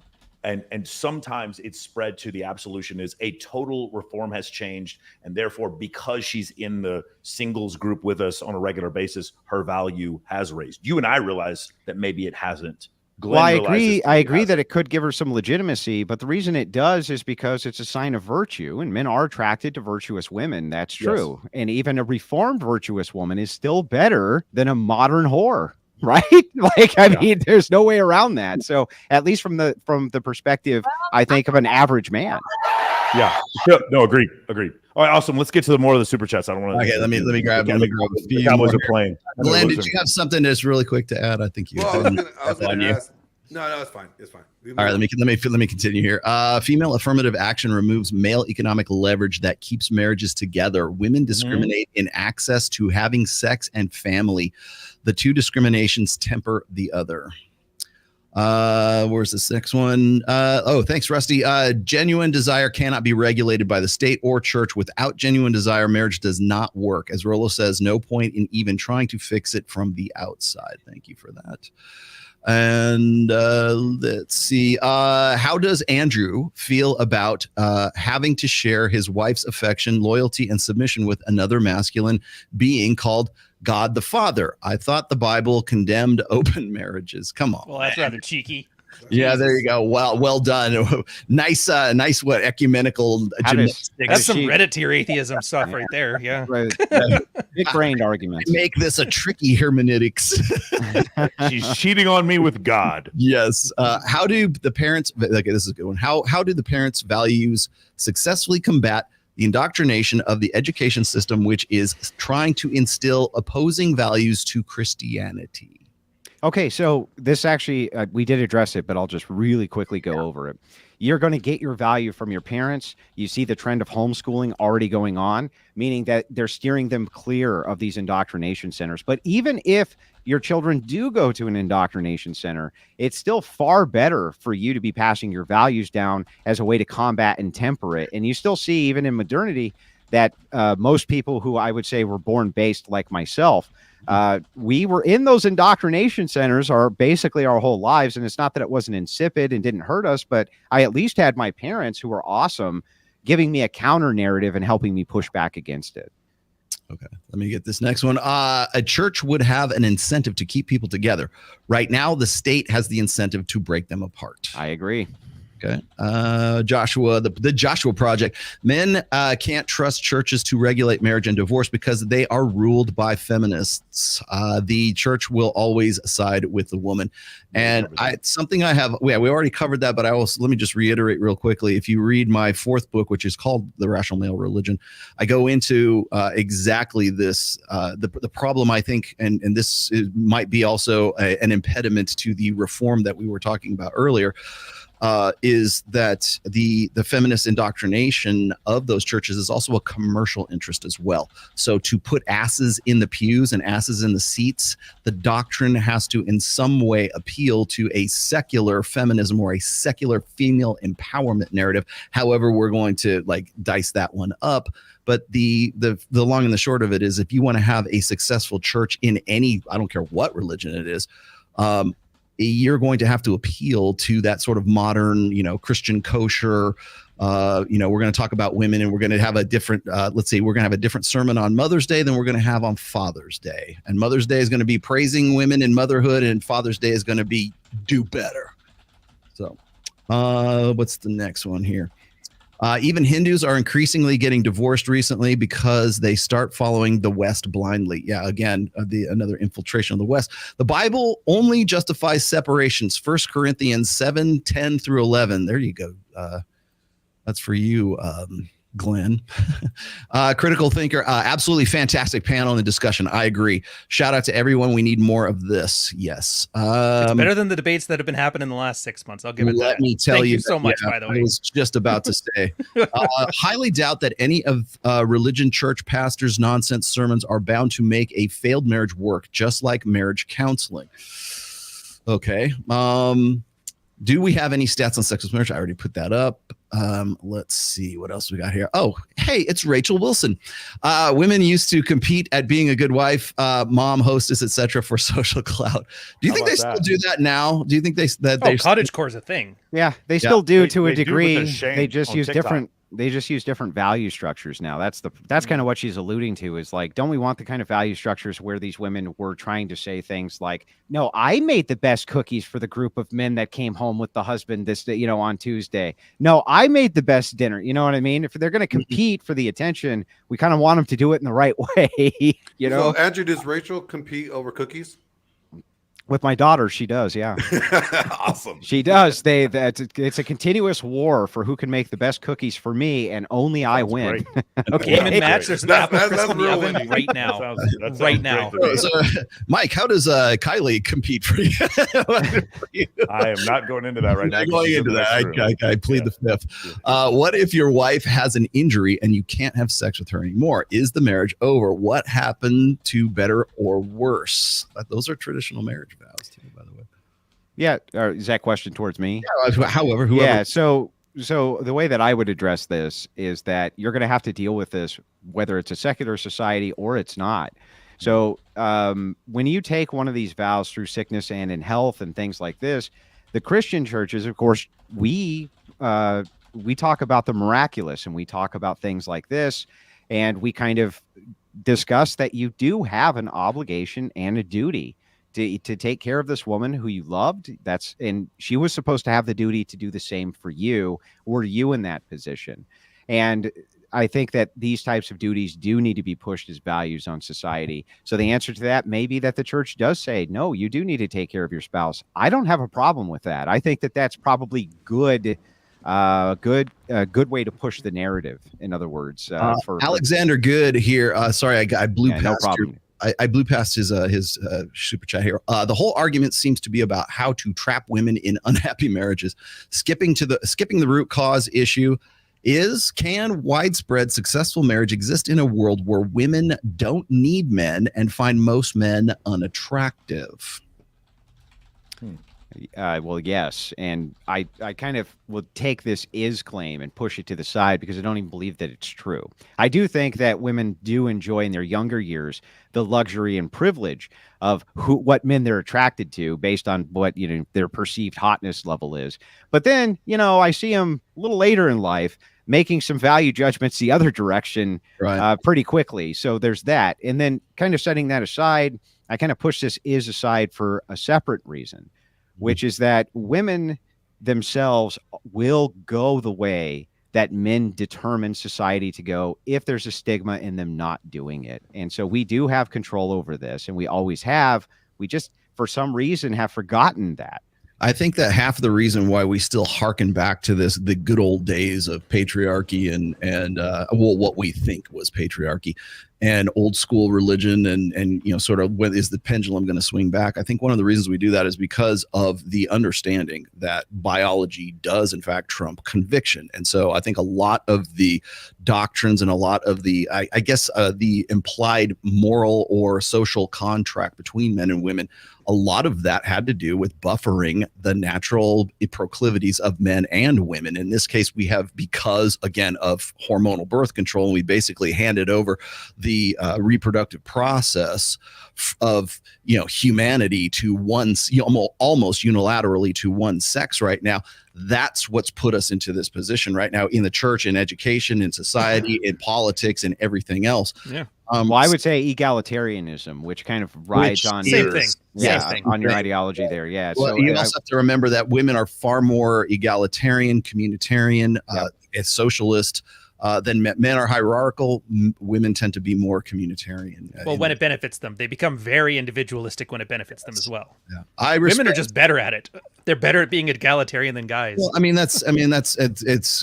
there are hundreds of studies that back this up. And if you want me to quote them, I'll be happy to go dig them out of my Twitter bookmarks right now.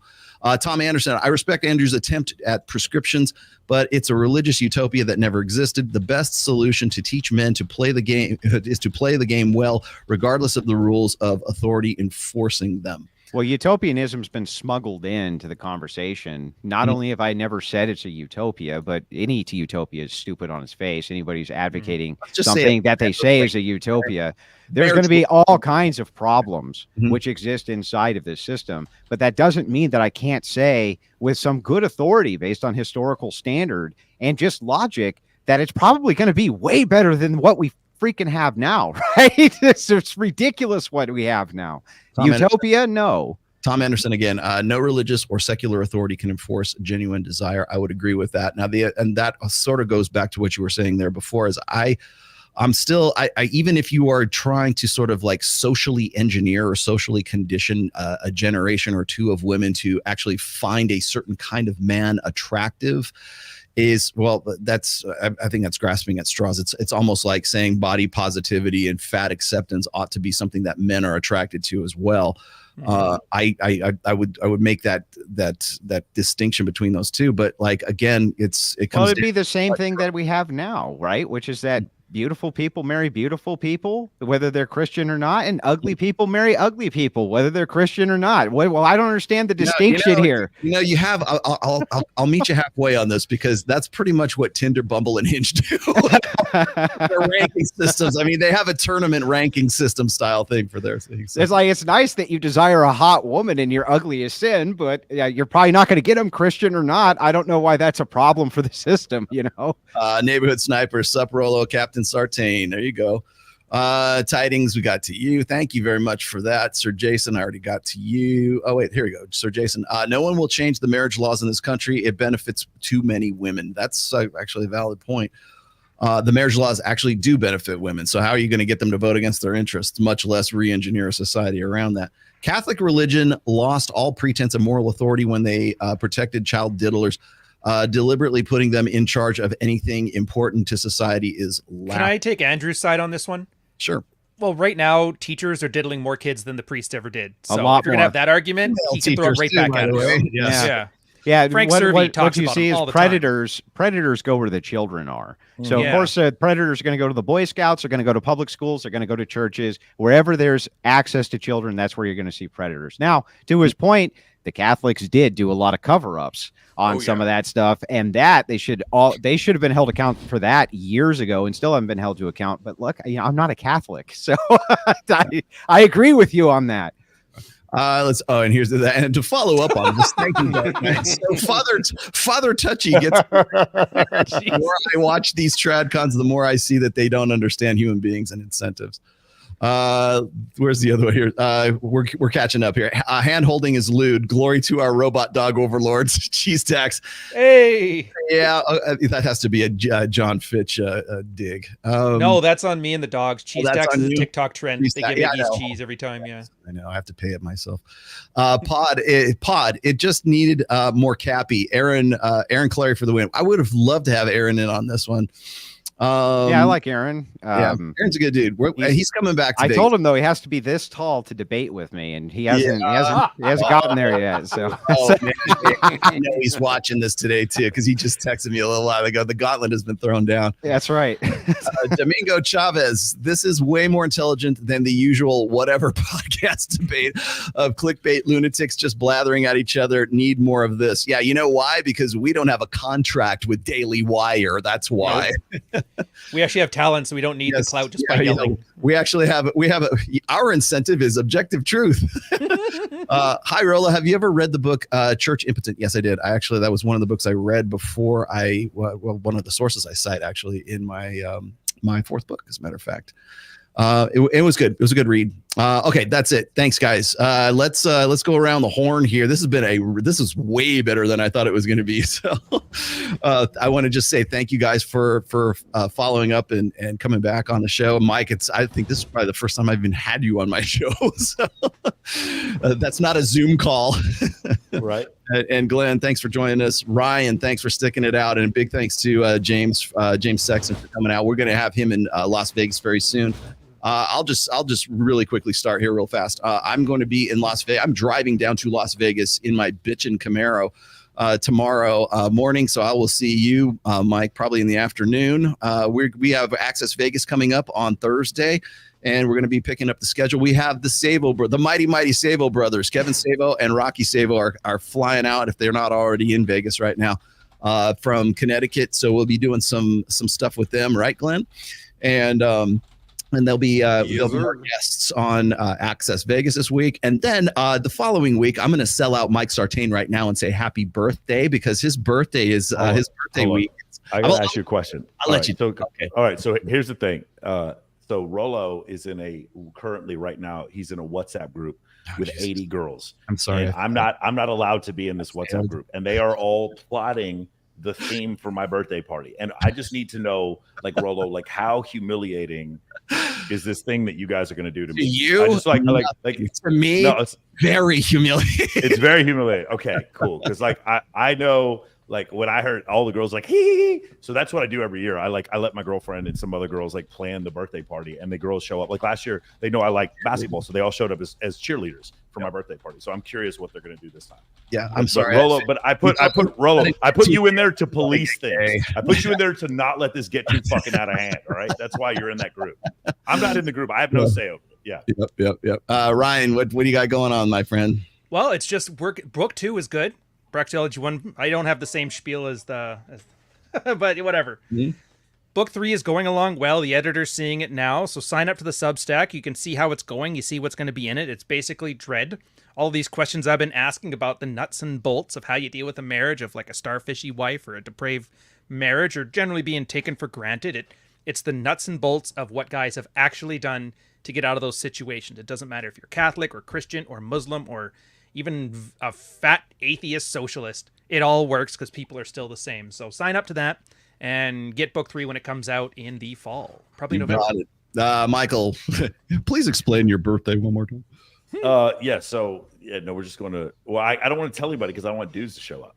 Every year I usually have like 40, 50 girls come and we have a birthday party. And then like the day before that happens, I tell the dudes. So there's a trick. Ready? This is what I teach in my program. If you guys want 100 girls to show up to a party, you need to invite 1,000. And if you want 100 guys to show up to that same party, you need to invite 0. Just don't invite any dudes. They'll all just show up. So everything about my birthday is a complete fucking secret. And then the day before I tell the dudes, and then they can show up to the. Only I know. Only and like my brother knows, and the CFO of my company knows. No one else knows. And there's a lot of girls that know too. Yeah. Andrew, give me your plug, brother man. Yeah, my name is Andrew Wilson, host of the one and only Crucible, fastest growing debate channel online, to my knowledge anyway. You can't buy any of my books because I haven't written any and have no plans on doing so, but you can buy my wife's book, Occult Feminism, and I promise the patriarchy will be stealing all of her royalties to buy Papa some new guns because I just love them. So make sure that you pick that up. I'd appreciate it very much. It was nice to see all of you again, especially you, Mr. Sartain. It's been a while, and Rolo, thanks again. I hope we can do it again. Thanks for coming. Shout out to guns. Shout out to guns. And speaking of guns, Trent Lawrence, what's going on? Oh man, we got a busy week this week. We got Tiffany coming back into town, so we're going to be doing a lot of podcasting work. If you are interested in starting a podcast, you live in the Las Vegas area, hit me up. We got Red One Studios. We could supply your podcasting needs. That's where Mike, Rolo, and a bunch of other people go. So hit me up if you want to start a podcast at Red One Studios. There you go. Yeah. So I have to take Trend to be a high status man. Is that true? You didn't get the memo from Troy? You didn't get that memo from Trend, bro. By the way, one other thing, let me explain something to you. I didn't know this, Glenn. You go to Mexico and you don't have to get a prescription for shit. They're selling Trembolone in the fucking gas station, bro. I was like, what is this? They're selling. I just couldn't believe it, man. They're selling like fucking Anavar and Winstrol in the gas station. I was like, what is this place? Yeah. Hey, Rolo, are you bringing your gun to go shooting? Should I? I could. I'm driving the bitchin' Camaro down there. I might as well be a full gangster. I might as well go full gangster on you. Hell, Andrew, when are you coming to Vegas? Are you coming up to Reno, right? I live in Reno, so if you want to meet up in Reno anytime, let me know. I didn't know. Yeah, that'd be great. Yeah, I live in Reno, and then most of my family lives right around Sparks, man. Oh, really? Oh, cool. So you're not too. I'm actually out towards Cold Springs right now. Like, that's super close that way. Yep. And then I spend half of my time in Las Vegas, which I will be tomorrow. Check my Instagram, by the way, tomorrow, because I'm probably going to be live streaming the trip down there. It's on Apple Maps. It says it takes 6 hours and 45 minutes to get from Reno to Las Vegas. I bet I can do it in 5.5. Yeah, well, I mean, I've made the trip many times. You can do it in about 3.5 hours with a pedal. Yeah. On my McLaren, sure. That's right. Yes, absolutely. All right, guys, thank you very much. Oh, and in case you don't know, this is Religion is my 4th book. A lot of the stuff we talked about today was in this book. I figured I don't really plug my shit that much. So, all right, guys, thanks for coming by, and I will see you guys soon. And I am going to put this, and we are going to get out of here. Take care, guys. Bye.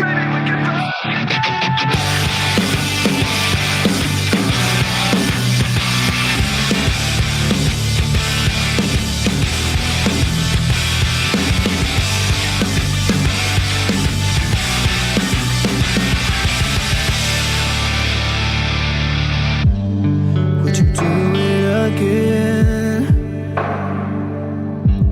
I need to feel you on top of me.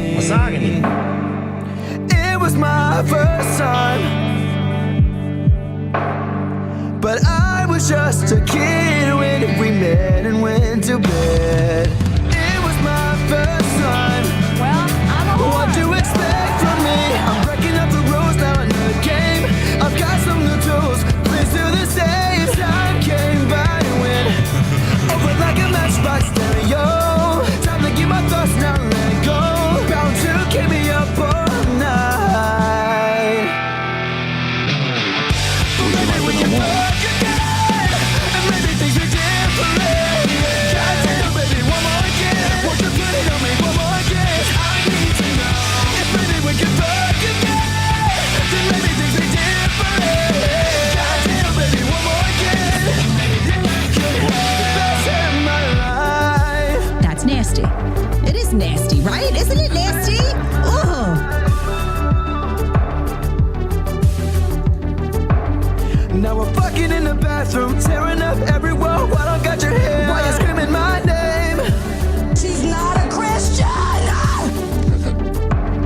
She was swinging in the bedroom, whole time stopping and stuffing with her head like she's Claudia Kelly.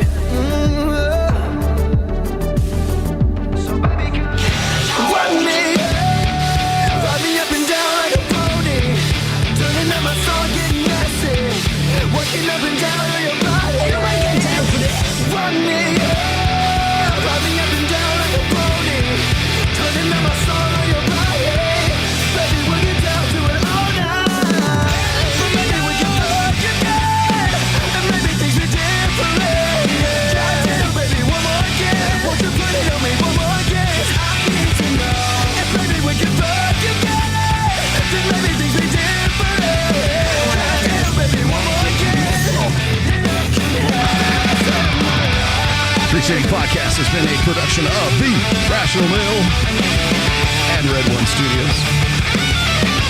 All rights reserved. Registered trademark 2023. Don't steal my stuff.